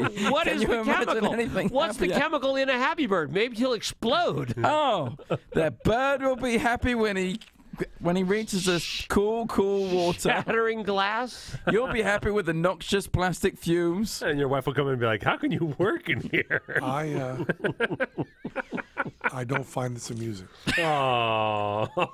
Okay, so I'm going to get, For a guy who does not Who's have the much attachment the guy? to pets. It's Who's the amazing Jeff guy that who you- does the balloon animals?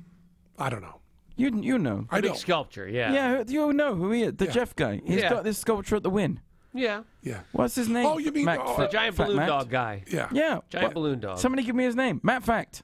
Nah, He He's went not to from Jersey Jersey. once. He Oh, went did he? there. Oh, and I'm he on it. drove through Jersey. we know this guy. We're close. The We're highest, close. the highest paid artist today. Jeff Koons. Jeff Koons. Now, what about... Shut up. Why?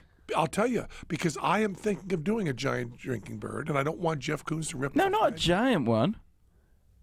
No. No, not a giant one. Beautiful one. No, Just not a- a just a- giant. Just $125,000 one at regular Not size? 125,000. No. He's gonna come in at $2 million for the first quote. You're gonna buy in for the $2 million Happy Bird. He's gonna ring you up. He's gonna Penn. It's been a problem. Turns out, a lot more difficult. A lot more difficult to make a Happy Bird out of platinum or whatever bullshit material he's gonna be using. You're gonna need another $2 million. You're gonna be $12 million down, and then you will know the true happiness that a Happy Bird can bring. You know, the you're Jeff probably Koons right. Happy Bird. 400,000. 800,000. 1.2 million. I can do maths. You were looking at me like he's not going to be able to make it past 800,000. Yes, I can, and I did. Next. 1.5 million. He gave you a discount on that. He gave you a discount. All right. You were an early investor. So I went to this supply company for schools, and I bought 2 of the Happy Birds, and with shipping, over $100 in Happy Where Birds. are they from? I don't know. And I had this thing happen where I wrote, it said, you want to pay with Apple Pay. You wanted to see your face and pay with Apple Pay. So I said yes. Boom, it said paid. I went through, and it said, to finish thing, put in your information to pay for this. And there was no place to say I already paid. And I started sweating that I wasn't going to get my Happy Birds. Yeah. So I put in my credit card information. And I sent it and said, it'll be on your way. It gave me a delivery date soon of these giant, happy, well-made, hand-blown Happy Birds. And but I said, well, I think I may have bought 4 Happy Birds instead of 2, or I may have paid double for 2 Happy Birds, neither which bothered me that much. But I wrote to customer service, and I said, this is a joyous day for me. I have bought 2 Happy Birds from you, but I may have paid for 4. And I said, you may have choices given to you, whether you want to send me 4 Happy Birds for the price, or you want to double charge me for 4 Happy Birds. I don't care very much, but I'm just weighing in on this, that I think canceling one of my payments would be the civilized thing to do, the kind thing to do. Thank you so much for bringing the joy of even me seeing these Happy Birds. I love you, Pendulum. Do you know you could go back and replace the word Happy Bird with heroin in that entire story, and the whole thing would make it. I bought 4 lots of heroin. I tried to pay for 2. I said, look, either way, I'm going to need them. Well, you know why we need the answer? Because there are only 2 left in stock on Amazon. No, it's not on Amazon. This is in the wild. This is Deluxe he's on the hand-blown black market. glass. What's it called? The dark web. These are dark web Yes. Happy Birds. Silk Road. These are not regulation Happy Birds. Oh no, this is a purer stuff. These are hand blown Happy Birds. I didn't know Apple Pay worked with Bitcoin. And listen, here's another thing that I found disturbing about that story: is you started off happy with your Happy Bird, and soon your happiness crumbled. No, it didn't. And over time, you now had to search for harder and harder Happy Birds. I want to tell you, I thought about this a lot. As you know enough about me to know that I really seriously thought about this and said, am I getting on the hedonistic treadmill with my Happy Bird? Yeah. I have it right. It's right here. Drinking Bird. One of the most. No, I'm sorry. I don't want to waste time now. But the art of glass is there. I get a letter back from her or him saying, "LOL, we can't find your Apple Pay receipt, so we are waiting for that. Please send it to that, and we'll cancel the other one." I wrote back and said, "Really, don't bother. You can just buy yourself something nice." Or if you happen to see 2 payments come in from me, I imagine you're a small organization, just cancel one of them. Yeah. Or send me 4 birds. Or do nothing. You can't lose here. I will not be a problem for you, I guarantee. I love you, Pendulum. I've told the Mont Blanc story on this show, right? My Mont Blanc pen story? Yes. Okay. It's kind of like that. Yeah. My interaction, Mont Blanc gives you a lifetime guarantee. I know. I've got a Mont Blanc traveling suitcase thing, and it broke, and they were very upset about their lifetime guarantee Oh, well, I had because Penn. they redid it for me. But they don't give you a lifetime guarantee of this is not going to be an issue for us. We'll definitely just swap it over, no problem. They will eventually honor it, but they will make you jump through very many hoops, and there will be an unhappy bird about Not it. me. My long story, made very, very short, is I broke 12 of the pens. And some of them I broke, they arrived new, and I broke them in half and sent them directly back. Oh, hang on a minute. What we're saying is you've ruined the lifetime guarantee for Little Magic Dragons who are who are doing the honest thing and saying, my suitcase is genuinely worn out. Can you replace it? And I wrote them notes that said, Dear Mr. Mont Blanc, I broke this on purpose. Only an asshole would replace it. If you replace this for me, you should be fired. I will go to your superiors. Do not send me another pen. I broke it on purpose. I wondered why they put up such a fight about that suitcase. And a friend of mine said in the Mont Blanc offices, a friend of his went, they have all my letters framed with the broken pens underneath them. Because the first letter was done pleasantly. The first letter was like, oh dear, you have a lifetime guarantee. I broke this pen, but I might have been using it incorrectly. I used it a little bit to get into a thing. You might not want to replace this. They replaced it instantly. Then it escalated. So I have a relationship with customer service that is kind of special. I love to be too nice to customer service people. I really do. I love that. It's one of my big joys. So I am going to enjoy my Happy Birds. Do you name them? No. What color liquid did you get? I got red. The new one coming up says liquid choices you don't get to make. Oh. So I'll get whatever color I get. But it also, my children used to come in and say, what's the smell on that candle? And now they came in. I didn't tell them I'd gotten the Happy Bird. They came into my office to, ask me, I guess for money. No, they didn't. They came into my office. Adorable way only they can. Came into my office, and they stopped dead in their tracks. What's that? Yeah. I said, it's a Happy Bird. And they said, it's drinking? I said, no. It's happy. And they Now went. I am. And then Z said, rather belligerently, wait a minute. Perpetual motion machines are not possible. I said, that's correct, Z. This is not perpetual motion. Energy is coming into the system. I said, in the form of heat, cool, temperature, there's energy coming in. And Moxie went, is he really drinking? Is that how'd that liquid get red? I said, those liquids are unrelated. That's a remarkable thing. I said, let's work together on figuring out how this works. Now, that was my teachable moment. Yeah. That lasted 5 seconds. I went, look, okay, let me just tell you. No, here's $200. Leave me alone. Just leave me alone. I got work to do. But their joy at the Happy Bird was also when I brought my Happy Bird and set it up in the theater. Bert, stage manager, people walking by go, oh, you've got a drinking, I got a Happy Bird right here. I got to tell you, I'm not working at all for the Happy Bird Novelty Company, but I got to tell you, if there's anything wrong in your life, you might want to consider getting a Happy Bird. Let me tell you this right now. We'll be putting them up on our website by the end of the show today. Exactly. Let me just tell you something. Piff, did you have a Happy Bird anytime in your life? No, Never did? never did. When you were in the hospital, No, no one brought you a Happy Bird? nobody bought me a Happy Let me Bird. just tell you something, I Piff. If I could time travel, one thing I would do is while you were in the hospital in that horrible years, I would have shown up at the door and I would have said, hello, Piff? And you'd say, well, I'm John. And I go, no. You don't need to know anything else. I'm calling you Piff. My name is Penn. I'm going to be a very dear friend of yours. I know you're suffering. You're going to be okay. Here's a Happy Bird. And you'd say, oh, that's one of those drinking birds. I say, no. And I would explain the same thing I explained to you, and I would set that up on your bedside table and say, it's going to be a bad couple of years, Piff. You'd say, my name is John. I'd say, bad couple of years, Piff, but I love you, and I will love you in the future. Goodbye. Can I just be honest? Yeah. At that point, I would rather you just told the doctors what was wrong. I would really rather you just said, hey, by the way, it's pancreatitis. There's 3 years of your life saved. So a goddamn stupid piece of shit drinking bird making you happy. He never would have become the bitter, unhappy dragon that he is. He would have been happy. It would have Well, at least I know changed what the it's course of history. Christmas.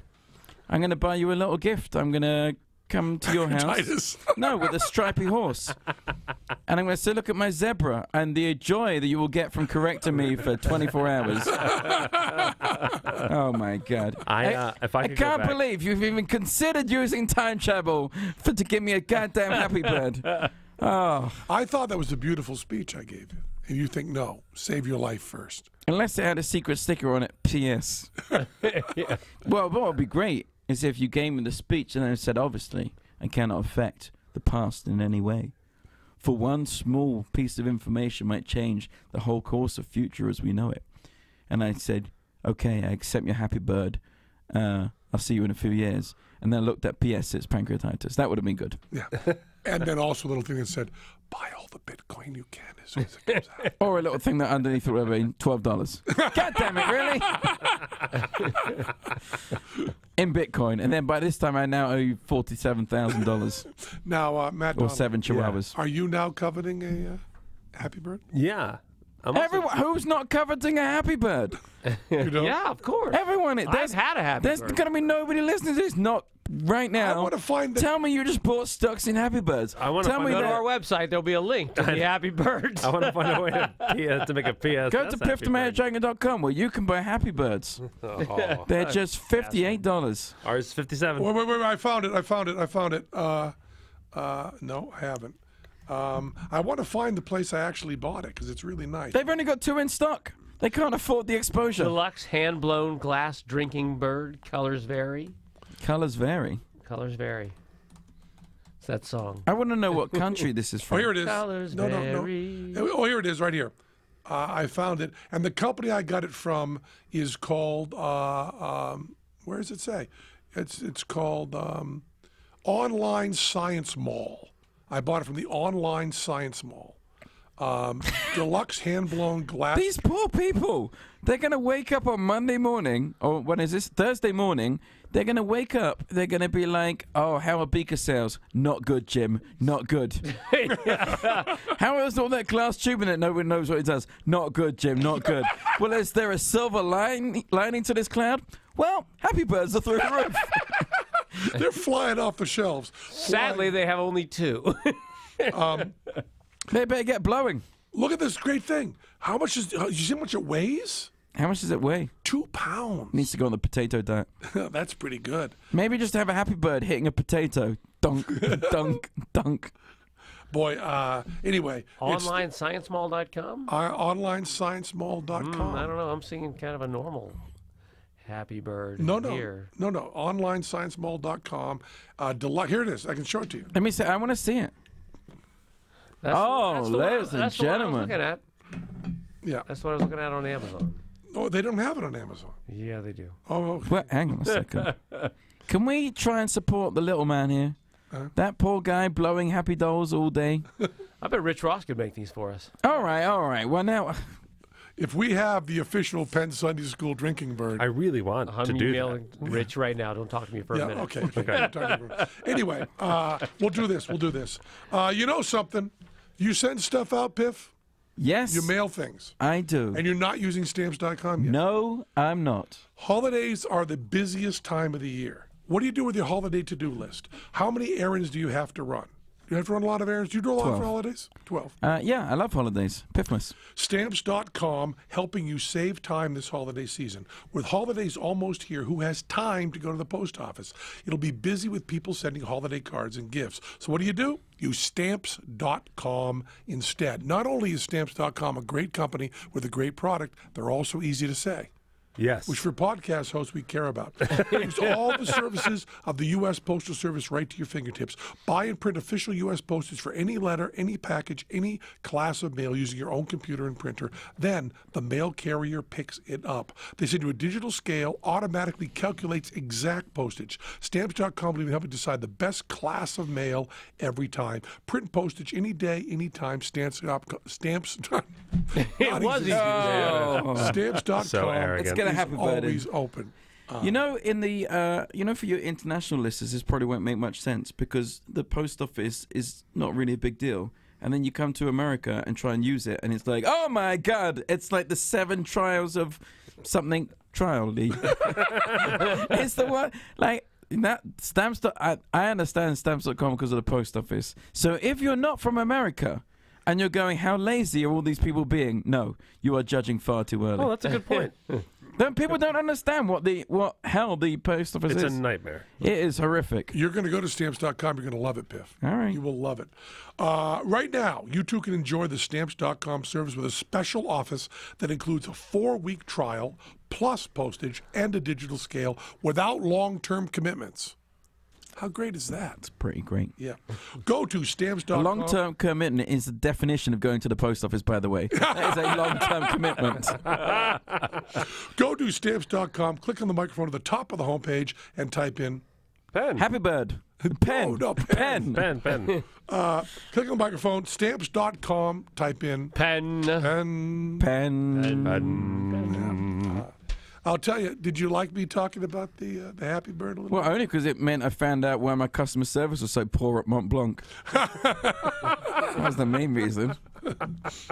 I went to a hockey game, and I did the impossible. My family wanted to go. Now, they're no longer, Matt, Yes. this is going to be all you. Got it. They're no longer in first place. Is that right? That is correct. But they were in first place. I think last early in night's the lost season. the night before. Yeah. Yeah. They lost Fell 2 in a row. Yep. They have. But that was remarkable how well they were doing, right? Yes, it's very unusual for Is an this- expansion team to do very well in team? the first season. Expansion team Expansion just team. means new team. New Is team. that like- they get to pick other teams' leftovers as a draft.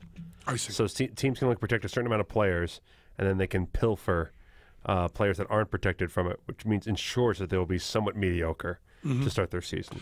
Now, are they still doing well? They're doing very well. They're still a good team. I think they're in second in the Pacific League. Yeah. Hang on, how many leagues are there? 8,000. No, I don't know. how 4, I many. think. Is it like the World Series where it's just... But surely America must play Canada at hockey. We do play Canada at hockey. Yes. But is it the same league? Yes, there are some Canadian teams in our league. Yes. Oh, this is very confusing. Now, I have never been to a sports event all the way through. Right. And Hey, what? Never? never watched a sporting event all the way through. Okay, so you've just appeared at them, or... Last time, I've told this story before, so I'll tell it very briefly. Last time I went to a hockey game, I went to see the Thunder, the small Sure, hockey yeah. team. That was You our went, team, our old the team, yeah. Wranglers, right? No, Thunder was Thunder in there. Thundercats? Because their lead thing was the Thunderbird, was their mascot. And the mascot annoyed me so much I had to leave. I believe that happened at the baseball game as well. What's he doing? No, see, you're thinking, Piff, that me watching the mascot annoyed me. No, I'm not thinking that, actually. He came to my seat Right. and wanted to do shtick a lot. That's exactly what I'm thinking happens. And I was very cordial, very polite, and I played along. But after 15 minutes, You ran out of bits. I ran out of stuff to do with the Thunderbird and said to the Thunderbird right there, I gotta go. And I looked at my watch real big, and I said, gotta go. And I tried to pretend that I'd gone to the hockey game while having a very important appointment. I mean, you did the equivalent of a mic drop. You were like, I can't beat this, I'm out. I'm leaving the Thunderbird alone. I peaked. So my family, because my wife wants to get on board with winners, which is why she'll be moving on from me soon. Sure. She was very excited that the Golden Knights were in first place. Yes. So she packed up the whole family with Grandma the day after Thanksgiving, I think it was, and we went to the hockey game. I've met Grandma, right? Yes, you have. She's very nice. Very nice. We went to the hockey game, and I did what some people have told me they consider to be impossible. I went to the hockey game with a baseball hat on and my hood up, and it was wicked loud. And Emily got me ear protection, which I stuck in my ears. And then sitting next to Moxie at the hockey game, I fell asleep. Not considered to be the best place to sleep, though. That's what happened last time we went to a baseball game. I fell asleep. You were dead asleep. Out, cold. All the cheering, all the screaming, all the buzzers, all the yippee, yippee, yippee, I slept through. And I woke up, and it was the end of the second third. The second, third. The second third. Second period. Second period. It's a third, though, right? Yeah, Yeah, it's a the third. second third. 20-minute thirds. And Two-thirds. the guy who runs the space, Mark Chinook. Chinook, he had asked me to come up to the castle Yes. where The castle. there's a castle. Oh, I know that gets the you a little dragon's nervous. eyes are lighting up, ladies and gentlemen. You really would love this. Well, I don't like knights. I had a bad history. That's true. And I went up I there like gold though. with I'm the very conflicted. You could be their mascot. Well, golden knights. with the short skirted Cheerleader. whatever they're called, hockeyettes. Yeah. No, Pockets. they're I don't know, What are they human called? zambonis. The What? I was up in the castle Oh, up in the castle. where Yeah. they aren't on the ice. Yeah. And with Mark Chinook, and they had a big siren. yeah. You know, and my family was very, very, even though they know me well, Mox and Z were a little bit startled because Daddy was sleeping for an hour next to them. And then a man came and took Daddy, and Daddy went away. And then next time they saw Daddy, he was on a Jumbotron screen going, "Can you bring the noise? Las Vegas! Can you bring the magic? Las Vegas! Are you ready to win? Las Vegas!" And turned the siren.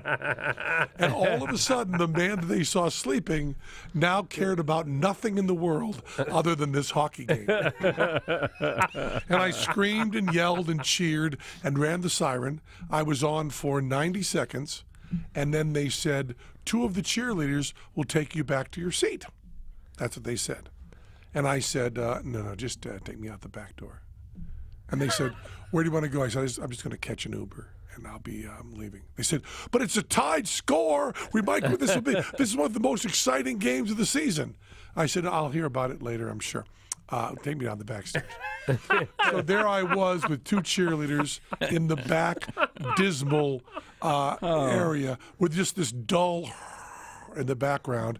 And I went out one of these secret emergency exits, to which the guy said, "Hockey game's amazing in there, isn't it?" And I went, "Oh yeah. Where can I get an Uber?" And they went, "Well, this is the third quarter's coming up. It's tied. It's a big deal." I said, "Is it to the right or left over here?" And I had my app, and I called an Uber, and they went, and I stood out in the parking lot, which is all set for hundreds and hundreds of Ubers to be picked up in Sure. 30 minutes. Yeah. I was alone. One Uber sadly driving across, going, "Is the hockey game getting out?" I said, "No, we're in the third quarter, and last I left, we were tied." She said, "So what are you doing? You got to run out?" And I said, "No, I'm not making a beer run." I said, "They have stuff there. They have concessions. I'm leaving." And I got in my Uber and went to the theater, where I had to do a show. But I was done with the hockey game, and my mother-in-law, my children, and my wife said it was one of the great experiences. There was a goal that was then canceled. Oh, nice. And, Interference, yeah. but I mean, it was by The other team. they had to go to Toronto. So they had a goal that they had for 10 minutes that was then taken away, and then they'd lost, so they were playing while they thought they were behind. They actually ended up being tied. It stayed tied. Then it went into overtime, where they put fewer people on the ice. If it goes through one overtime period with everyone, and then the next overtime period they go with one fewer player on both sides. Yeah. To speed it up. Yeah. And then if that doesn't work, they do a shootout. Yeah. What? They do a Shootout. shootout. Right, where they have to sure goals No, against each no. other. They bring guns on the set. Oh, that's They more do like it. This is an American Yeah, I event. was going to say. Yeah. Yeah. They have an actual shootout and one person dies. That's just why they do not want to go into double overtime. Yeah. They're very, very... Very anti it. Yeah. But only recently. It's been a real change in the league. Now they have the expansion teams. It's hard to find enough hockey players to do the sudden death. I just love how excited you were on the Jumbotron. Nothing says show business to me like the excitement of you in the Jumbotron, very quickly followed by the nonchalance of you in the Uber lane. That is quite a Alone. distinction. That's our job. Alone. And just standing there. Well, Penn really loves the Golden Knights. No, he doesn't. I was his Uber driver. You mean you picked him up after the game? No. third quarter. Yeah. Wow, must have been a done deal then, that game. No, tied. They had a goal disallowed 10 minutes before that. What? Not that game. Yeah. Doesn't give a shit. Happy Birds, don't even get him started. Hockey, not his thing. It is a great place to see a game. I went and saw my first game there, and it is an amazing arena. Did you buy it before the season started? No. Because now, if you go look, it's about $1 billion to see a game. Oh, yeah. And You can only about pay in 8 weeks Bitcoin. ago, it was $4. Oh, really? Yeah. And I think so. I was also skeptical at putting an arena right there in the middle of the strip, thinking that, like, how dare they? There's no way the traffic's going to be annoying. Turns out all those casinos have parking lots, and all those casinos open up their parking lots. It's very easy to go to the game park and get to the stadium. I was like, oh, they did think about this. And they're, turns out a podcaster, not an urban planner. Did your game, watch this sentence. Stay till the end.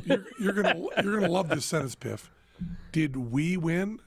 Oh, We lost. Oh, you saw a game where we lost? Yeah. It was rare. wow. And I stayed to the end. Did you? Well, I you were just like playing, it. right? No, I just, we were playing. So I couldn't leave. The only reason you lost. Someone else takes my skates off. Right. He doesn't clock in until the end of the third period. Now, It's a union job. You're not allowed to touch your own skates. now, my mother-in-law, I was eating carefully, so all I had was decaffeinated coffee, Yeah. which took an act of Congress to get. Yeah, yes, yeah. That, But they finally found decaffeinated coffee for me. My mother-in-law said that the hot dog was very, very good. oh, wow. It's a Pink's hot dog. Oh, I didn't know that. Nice. But what does good mean? Because to me, the cheaper the hot dog, the finer it is. There's nothing. I mean, when it's like it's almost like it's a chewy paste. Oh God, I love that. You like a dirty water dog. Oh, really do. I really love it. Yeah. yeah. Well, Pink's, I think, does that. I think they do a low quality. When I go to high New York, I get the hot dog. I throw it on the street, make sure it's been run over a few times, and then I eat it. I used to like the hot sausages on the street with sauerkraut. And They're mustard. they're too fancy for me.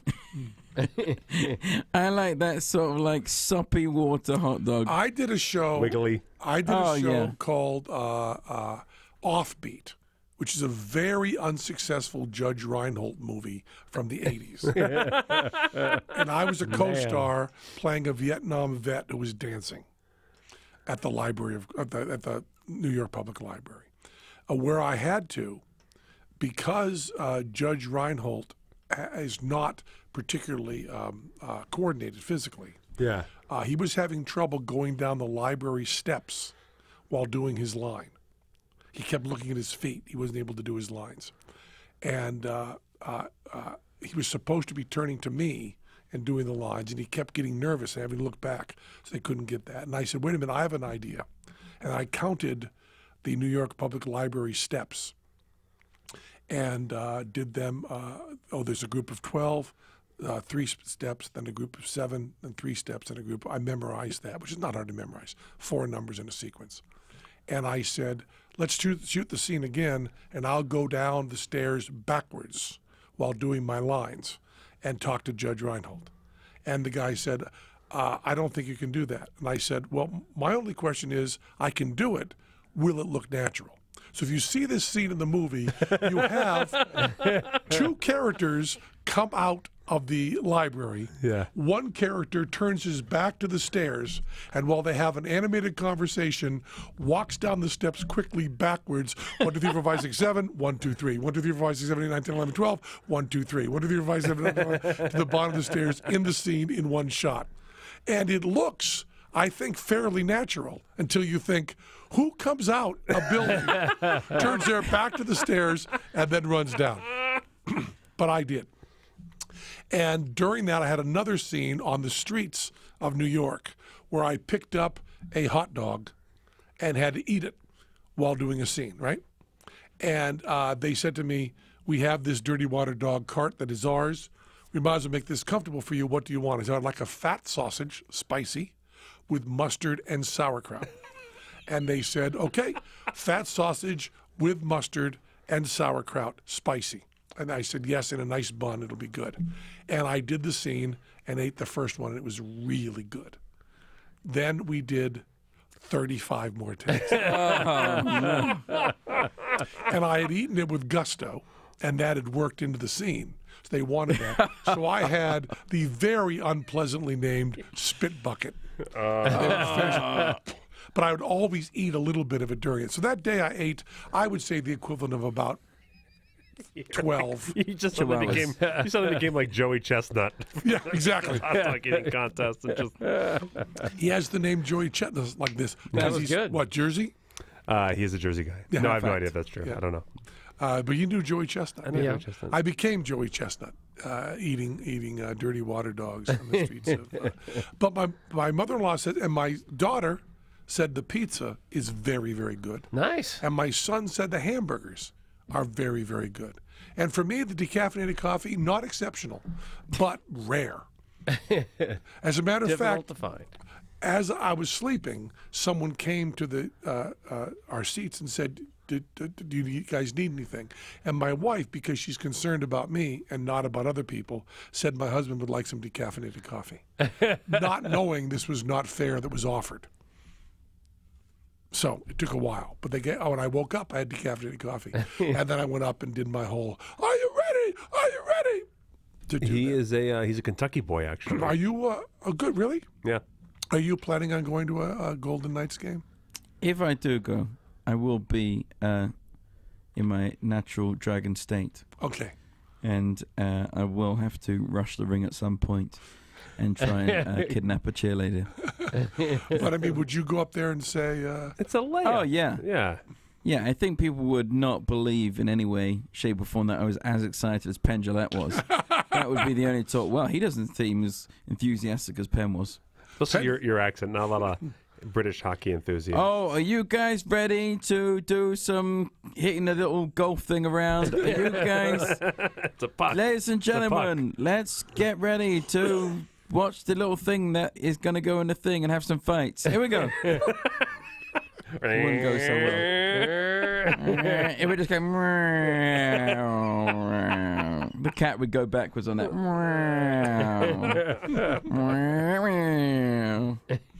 it is, the siren is a remarkable thing. It is. It's a remarkable piece of machinery. It goes loud. They do.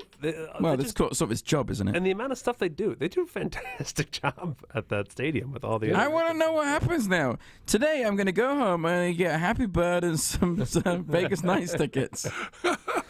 But yeah, they have a lot of little bits they do. A lot of bits. One of the great things they do. It's a really good jock thing to do. Is they have someone holding up the jersey of the opposing team. And they say, "Are you ready to give up your allegiance?" And they say yes. And they tear off the jersey from the opponent's team, and they're wearing the Knights jersey underneath. And then they take a sword and they knight them They as a brand them. new fan of the stadium. They just knight them. And I was like, that's good sports. That's good sports. Yeah, journalism. I love it. Everybody up in the castle yeah, was wearing Vegas Knights Knights shirts, shirts. yeah. And Vegas Golden Knights. And I said, I'm just wearing a work shirt. Can you give me a jersey? They got the decaffeinated coffee, didn't find me a jersey. You kidding? Oh, funny. So I was No up there jersey. I find that hard to believe. on the Jumbotron in just a regular Somebody's going to get fired because of what you just said. Oh yeah, that's it. One of the Knights. I was once the halftime entertainment at a basketball game. Yeah, I've done halftime at a football game. How was the 49ers. half? I'd like to hear about the half. Well, I would say generously, some would question. I would say that I'm a very context-sensitive act, and the Did it go as well as the arena? for a Magic Dragon. So with is- Mumford and Sons fans in Newcastle. I don't believe that's the words they're using. But I would say that I'm a very context-sensitive act. And so I got booked. And then, I don't know about you guys, but when you get booked by someone who loves your act, there is nothing worse than the crushing disappointment that you see in their eyes after you have performed if the context is not correct for your performance. And this guy was very excited to have me. It was before America's Got Talent. He'd seen me on Penn and Teller Flawless. It was in Idaho, I think. I go to this, and it wasn't the first league. Now, Fat Mac, what we're going to have to do for this, it wasn't a first league. So what do you call the league underneath that? In basketball, huh? In basketball. It was a college basketball game? No, it wasn't college. It was the one, it was like The the G one. League. No, CBA? no. Keep going. D League? No, it was the second league. They were called Professional basketball. Idaho Stampede. Look up the team. Look at the Idaho Stampede. the league they're playing. So the guy gets me there. He's very excited to have me. Very nice guy. Super nice guy. How big is the theater? I mean, the hockey rink, the basketball court. It was. I mean, it looked full size to me. Oh, the basketball court is full. I was right. It's the G League. It's a development league. Development League. That's the one. Development They League. don't call it that anymore. NBA Development League. Well, it's still. Well, none of us know. I realized that we were also questioning your facts, and we didn't. We had the wrong information. But Yeah. when has that made a difference? So anyway, so we go. D-League So I go for there.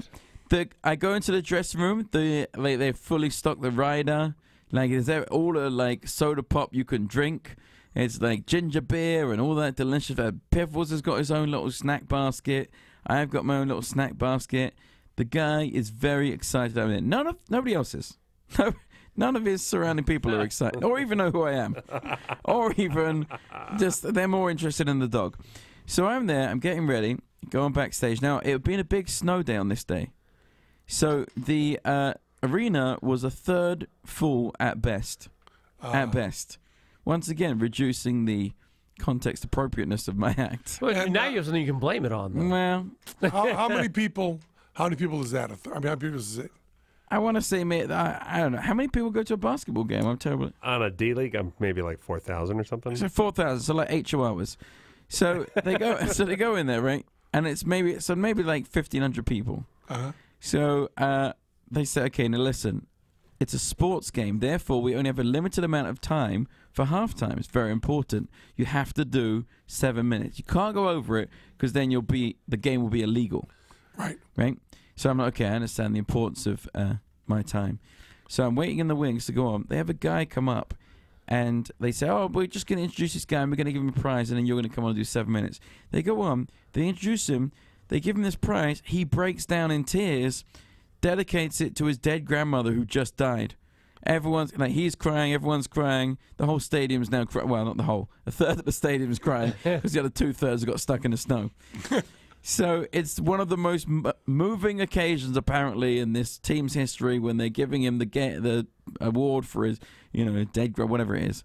So he comes off. They go, ladies and gentlemen, Piff the Magic Dragon. I walk on to silence. I leave to silence. I get zero laughs. I break a dog's paw to silence. Yet again, I leave. And the guy said, well, guess it's not really a basketball thing, is it?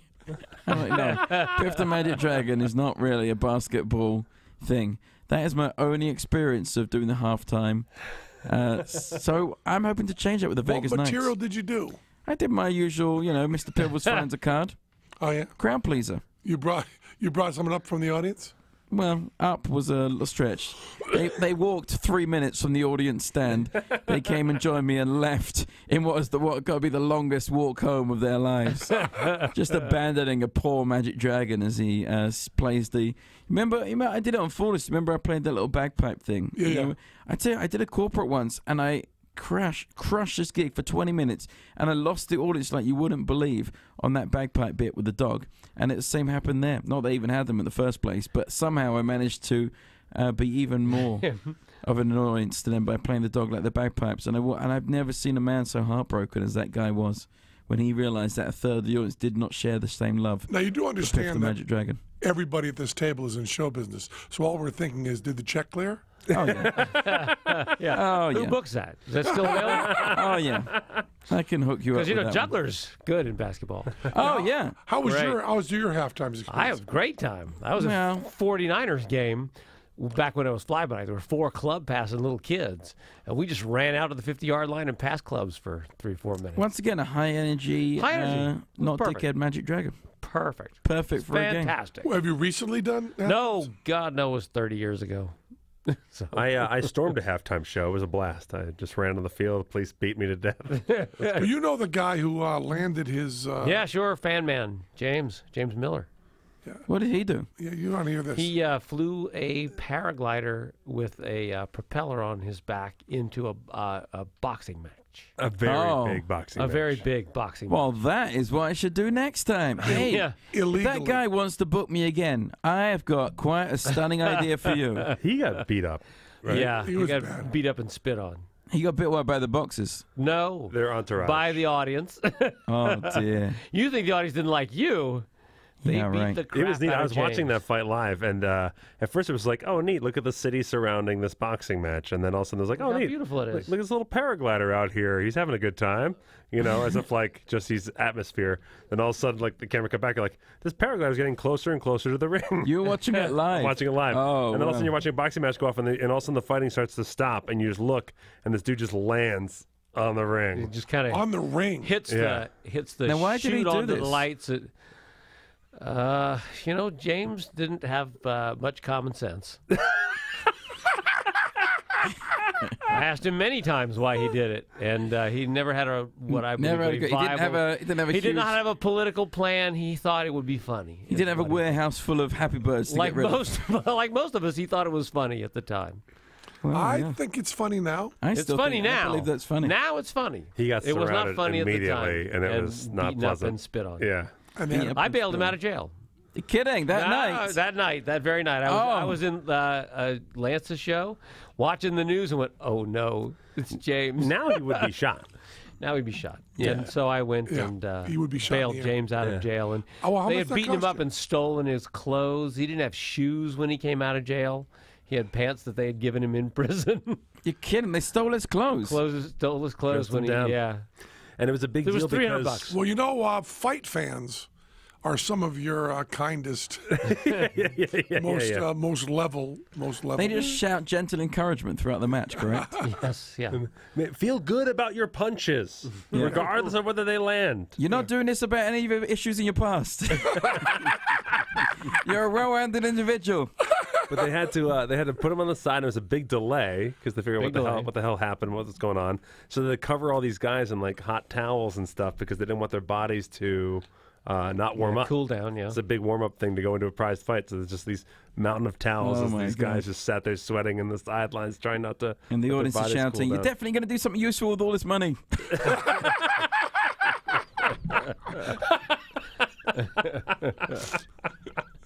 You should be in charge of sports yelling. Yeah, I believe I should. All right, guys, here's your suggested cards. If you don't like them, screw you. I know better. Weren't you the guy that we just booed off the basketball game? Yeah. But now 2/3 of your friends arrived. Turns out it's a much more successful act. All it needed was the correct context. Have you ever done improv during it? No. No football improv. No football improv. figure no. that. No. I've done a lot of announcing. Have you? Yeah, that was actually it's actually how I made money in high school, and I tried a little bit in college. But Announcing high school games? yeah, like announcing. Is there an announcer's voice? Like, when you get to Yes. strip clubs, they all have the same voice. Oh, they sure do, buddy. Coming up next day. Here we go. Oh, it's so Every good. strip club. Yeah, Remember, no, I do it. tipping is not a town in China. You don't have to go home, but you can't stay here. Next to the stage, Finance. That was my favorite stripper name I ever heard. Finance. Oh, that's a great name. Yeah, Finance. I did not use that voice. Ready you to not use the- It is amazing. It's an What? imitated Oh, voice. you're kidding me. Ready was a You Ready was a strip didn't club use DJ. the voice. Didn't do it. What voice did you do? NPR. NPR nice. voice for Ladies Ready. and gentlemen, coming to the stage, we have Finance. She has a degree in finance, Coming hence the name. to the stage from the war-torn region of Rwanda.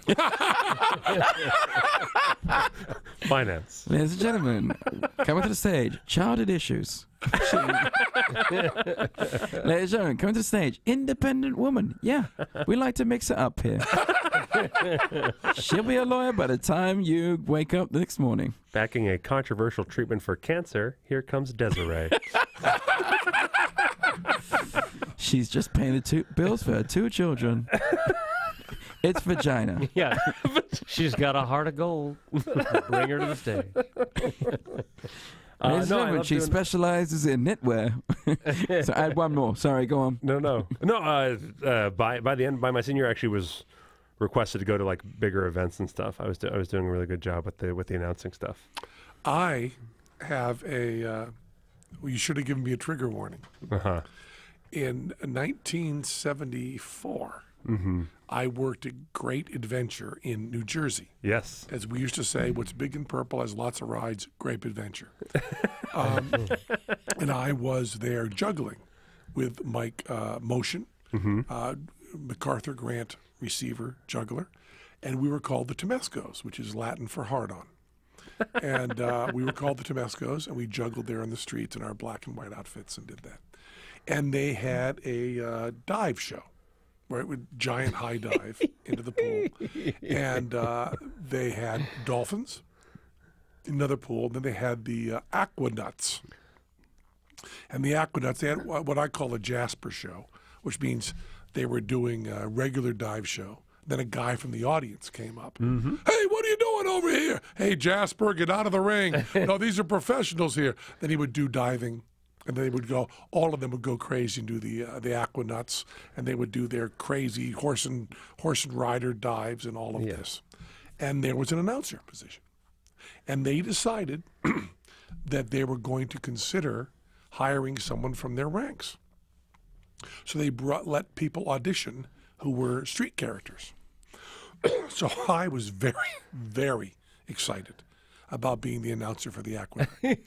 Now, I was willing to leave Michael Motion with our lifetime partnership if I could just, because I thought you sit in an air-conditioned booth, microphone in front of you, no screaming on the street, no juggling, and just have to say, hey, Jasper, get back in your seat, right? Oh, here come the Aquanuts. And also, he's now going to do the high dive. They are agitating the surface of the water, because at that height, he cannot tell. It looks like a sheet of glass. The top of the water and the bottom look exactly the same. They're agitating so we can see the water. We can totally time his, he's going 150 feet. He'll be going into 7 feet of water. I was so excited. And I went in, and I did my audition in the booth. Oh, I was wonderful. I was so good. And the guy who was auditioning said, wow, that was really good. I said, thank you. And he said, this is really, really good. And he said, I think we're going to be able to, we've had 5 or 6 people in here. You are really good. We like your voice. We like your energy. It seems really good. We will probably give you you'll probably have the dive show. I said, oh, great. This will be wonderful. And then I went back to Mike Motion and I said, I'll be able to do the juggling on the street, the dive show. I'm going to work up my breaks. So I'll be taking my breaks that we have on the street. I'll be going doing the aqua dive show. That'll be great. It'll be wonderful. Then they came to me, and I didn't think that they would ever tell the truth like this, but they did tell the truth. The supervisor, she came to me, and she said, Penn, your audition was really good for the dive show. I said, great. She said they were really wanting to go with you. And I said, good. And she said, then we all talked, and we decided that we're afraid you're too crazy to announce the dive show. I said, what? They said, we all believe that you would do really well for a week or two, and then you would decide to go off script. And we don't know what you might say. So we consider you to be too crazy to do a dive show. I said, no, I'm not too crazy to do a dive show. I'll do the dive show. I'll do it just right. She said, yes, we know that. You did a wonderful audition, but all of us working together, we don't believe you. I said, no, I really will. I really will. And they said, we think you can't control yourself. You're just too crazy. I said, so I'm not getting the job? And they said, no, but you did a very wonderful audition. And they gave that job to Brian Wiener. There you go. Who was a street clown, who I guess was not too crazy to do the dive show. Right. So he later, by the end of the summer, are you doing the same joke? I don't know. You go first. Okay. Murdered the entire dive team. He wore a sea lion to the show. They were going to be. They were absolutely correct, because the second week when Casper said, "I ain't gonna do that dive," and you had to say, "Ain't gonna do that dive. Where's your grammar?" And he said, "Back on the farm with Gramper," you would have gone insane and killed him. There's no question. There's no question. You couldn't have done that joke. Looking in 2 back, weeks. do you believe they were correct or incorrect? I don't know. Oh. I don't know. But I'm really, I was really sad about it. I did some soul searching going, what are you doing that's making people think? Because, I mean, too crazy for a dive show, that's a pretty high bar. That's a pretty high bar. I'm just amazed at the training that Human Resources Department have had. It just sounds like... But there was another problem at Great Adventure with me, which is I used to go in every morning when I got to work. I would walk over and I would say hi to the dolphins. I would walk over and say hi to them, and they would come up to me and they would say hi to me, and I would say, "Hello, dolphins," and I would walk over and do my work. And then one of the dolphins got fed keys. Someone threw their keys. Car keys, right? Yeah, and it killed the dolphin, and that dolphin was killed that day. And they came to me and said, "You fed your keys to the dolphin." I said, "What?" I go in and say hi to the dolphins every morning, and they said, "Well, you gave your keys to the dolphin." I said, "No, I didn't. I have my keys right here. I mean, there's the evidence." Yeah, there right? you go. Yeah, and they said, "We think you might have killed the dolphin, but we can't prove it." And I said, "I just go in and say hi to the dolphin. That's all I do." And they said, "Well, you're not going to do it anymore. No one goes in there in the morning. No one's there without a trainer around." You know, this is before the park opened. Yeah. And so I think maybe killing the dolphin was part of what Were you generated- starting the car with the very last dolphin? Is that how they... Yeah. Were your keys shaped like fish?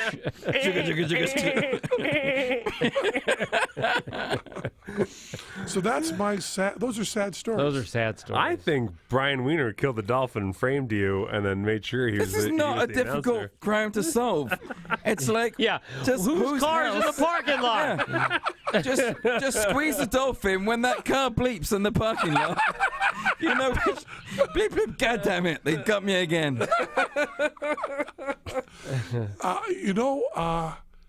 I hadn't thought of that. And you could just find whose keys it were, and you knew who the perpetrator was. But I was the. Well, that's because dolphin autopsies are expensive. I was a. Or cheap, depending on who does them. I was a person of interest in a dolphin murder. And that lost me the dive show. What would be great is if you lawyered up with a dolphin lawyer. Oh, yeah.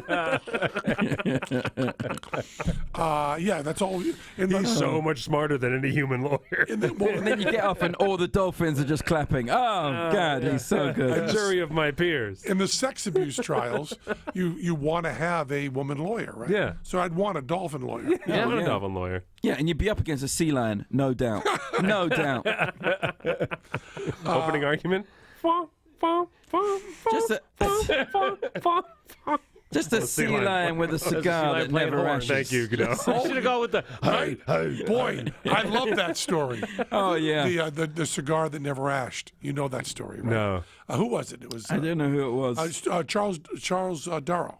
Oh, yeah. You're talking about like Darryl, old yeah, Southern sure. lawyers, you mean? Yeah. The distraction tactic of Yeah. They would put a pin in the end of their cigar so the ash wouldn't fall. And they would just sit there puffing it while the other guy was talking. yeah. And you had this really long ash. And the jury would be distracted. Yeah, taught to do them love by the that. sea lions originally, Sea lions like, who we've been doing defeated that many since- dolphins Been doing this in since this way. 1800s. Yeah. If you know Brian Wiener, Yeah. who is I think he was a year or two older than me. He's probably a 63. Alleged dolphin murderer. 63 or 64-year-old man. Dolphin framer. Out of Jersey. At the time, he had a beard. That's probably not helpful. He was also smoking a cigar that never ashed. I would like to find out where Brian Wiener is today. What would you do if you found out he became like an Olympic diving announcer? Like it really was the It big really break took for off for him. You know, there are not many crossroads in my life. If I had become, Yeah. Could have ruined your life. I went home and said to my girlfriend at the time, where we lived in Allentown, New Jersey. Allentown, New Jersey. Right on Route 9, Yeah. Bruce Springsteen. You're in piney territory. Yeah. Sprung from cages on Highway 9. That's where I was, right near Freehold and all those places. I went home and told my girlfriend, this is kind of a big thing. I want to keep juggling, but I also think that I could do some announcing, and this might be a wonderful thing for me. And then I had to come home to her the next day, and I said, also, they told me that I probably had the gig. I got the gig. I did it. And I came home and had to tell her, which is a weird thing to have to tell somebody, I'm too crazy for this job I was offered. I really don't think your current job is that far away from what you're doing. Yeah. I mean, I hate to break it to you. It wasn't much of a fork in the road. It was more like, why don't you just do both? Oh, yeah, good idea. It'd be great, like, if after the show, like, Penn would be like, instead of having merchandise girl, I would also like to sell our merchandise after the show. Wait, you mean I can yell and juggle? Like, Penn, you're too crazy to sell merchandise. Now, listen, have you ever gone off book with the Penn and Teller material because that's how we'd know. Yes, but rarely. Well, so they were right. Yes, once is enough, buddy. Once I mean, is I enough. don't know if we're taking a vote. I 100% think they were correct. There's no doubt in my mind that young you would go off script just a little bit if it was like maybe getting a reaction from like a cute diver or something along those lines. I think there's no doubt in my mind. I've seen No enough doubt. dive shows that I would beg you to go off script. I would say, please go off script. They're awful. Would you use the words too crazy? Could we maybe somehow temper this with Oh, we found someone else, Penn. Is how I would have handled that. We're going to let the dolphin do it themselves. That's what we've decided. I would have made up whether it was true or not that Brian Wiener was part of the great Six Flags family lineage, and it was a total nepotism hire. He's part dolphin. Clowning Like, has you been were here longer than amazing, you. and they're just shoehorning Brian in there for none of the right reasons, Penn. And I wish it was a merit-based society, but it is Exactly. not, pal. We fought for you, but we couldn't talk them out of. We went to the Met, but Mr. These- Flags himself said no. Squeaky had a better voice than you. but when I think I would have gone with legacy hire. when I think about this and I'm sad, Yeah. I just look over at the Happy Bird. Doing what he should be doing. Announcing that C show at daily. Showtimes 3 p.m., 5 p.m., and 7 9 p.m. as well. Why are you waterboarding me every day? My God. So that's my tale of woe. Now, Piff, Yes. if someone would like to see you do your show and they're in Vegas, when and where would they go?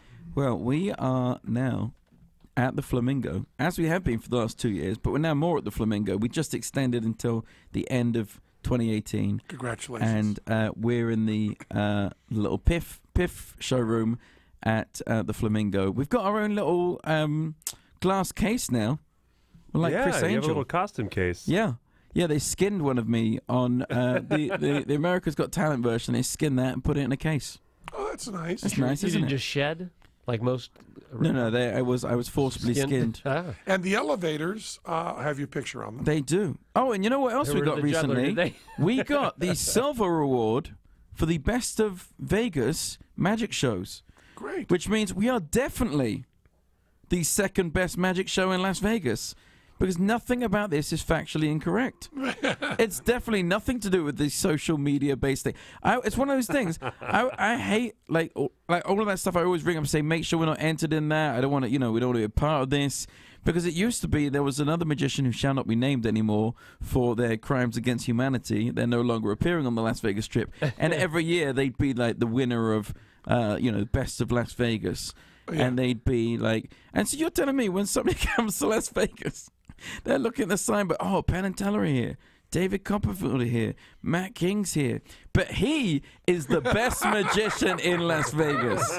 So much to my frustration. And we're not even the best magician. We're the second. If I'd have known we'd have been entered, we might as well try and win the thing. But no, I wasn't. So we're the second best magic show of the shows that you've never heard of. That's how I look at it. And the people who need to sell the tickets, i.e. the people who people haven't heard of, we're the second best magic show of those who are struggling to sell tickets and need a little PR boost in the arm. We're number 2 of those ones. now, what time is your show? 8 p.m. How people get tickets? I don't know. PiffTheMagicDragon.com, I guess. Yes. Yeah. You can go there. And how is the Psychic Hillbilly doing? Doing good. I guess if you're listening to this, we either open tomorrow night or tonight. Wednesday. It's Wednesday, so we open Thursday night, And we've already seen it. and Yeah. you have already seen it. How so was you it? guys loved it. I think we loved it. I like the way you credited each individual creator of the trick. Such confidence you have, knowing that they could crash and burn, yet you had so much faith you were happy to assign the blame to each performer. You were already thanked in the program. I don't know. I mean, I didn't read the program. Obviously, I was there. I was just so bewitched by that ash hanging from your cigar. You have my pull quote. Yes. Easier to stay awake during than a hockey game. Oh, yeah. I'm absolutely using that. Are you using the little thing? Huh? The little thing that I gave you? I think I'm going to use it on a press thing, yeah. Oh, I got relegated to press. I can't add, you'll see, I can't add more to it. Well, you could. You Chock- changed my It would just be a poor you changed idea. My opening, But my you closing. could. Is that not enough for you? Chock Sorry? full of tricks. Chock full of tricks. You could add more to it, but you've chosen not to. You are doing my opening and my Just and my do closing. it as the encore bit. Okay. All right. Yes. If I'm right up for Hey, an encore. Penn, let's lead the standing ovation and demand more. All right. I forgot to say I'm doing Piff's Piffmas Spectacular Oh, after yeah. you gave me that wonderful opportunity to I plug did. I my. wanted you. Yeah. We're doing our Christmas shows. And I will be doing the show with you. Yeah. On, what did you say, 18, 19, 20? Mm-hmm. Pop the Magic Dragon We'll be there. for 3 nights only, unless it's terrible. Then it'll be there forever. 4 nights. 18, 19, 20, December. Come see me as Piff's dad. Pop the Magic Dragon. I am your son, Piff. No, I'm. Have you heard the Johnny bit on the podcast? I haven't yet. I'll send it over to you. Okay, do that. And Godot, you got anything coming up? Nothing. Nothing. Not a damn thing. You're working on- Romania's got talent. I was. If you want to come see me in Romania, you can come see me in Romania. Are you really? I'm talking. How to him right exciting. now. I'm debating right now. I think I have to go. And I also want to talk to you, but we didn't get a chance. On the 15th, 16th, and 17th, I am going to the Grand Canyon in We a have time. motorhome Wow. with my family. In a motorhome. In a motorhome. Oh, ladies and I'll gentlemen. be straight back from England. Now, listen, hang on a second. What kind of. Let's not just brush over the whole motorhome thing too quickly. Is this a Piff the Magic Dragon level motorhome, or is it a Pendulette motorhome? Is it literally a house on wheels that you're paying 19 helicopters to fly in there? Or is it something you're driving on the back of a truck? I will not drive it. Emily will drive it. I will be back from England, and I will be sitting in the back illegally. You're not allowed to sit in the back of them. Not allowed without a seatbelt. You can't be in the back, but I will be. What about if you're stapled in?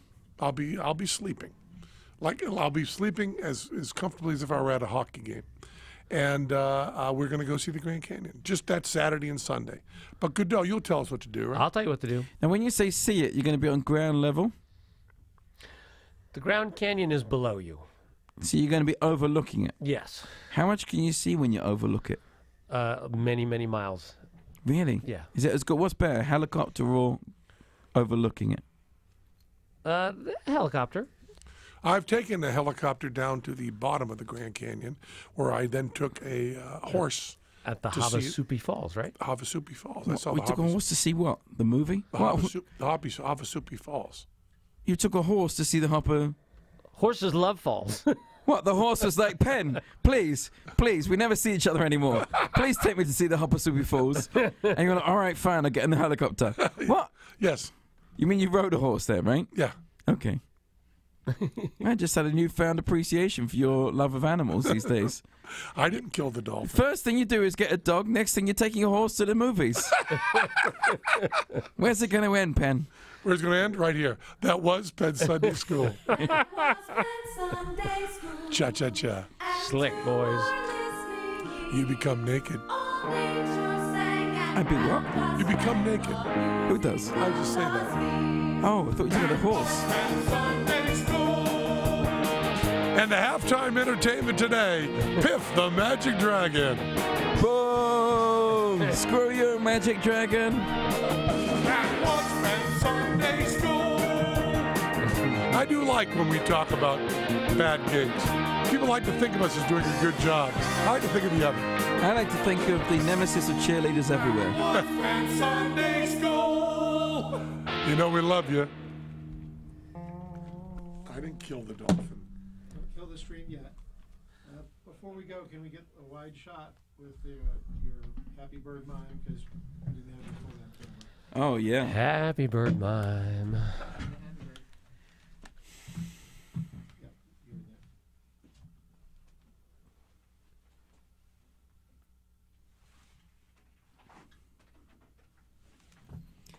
Try the snacks. They're available at the gift shop. The t-shirts come in all shapes and sizes.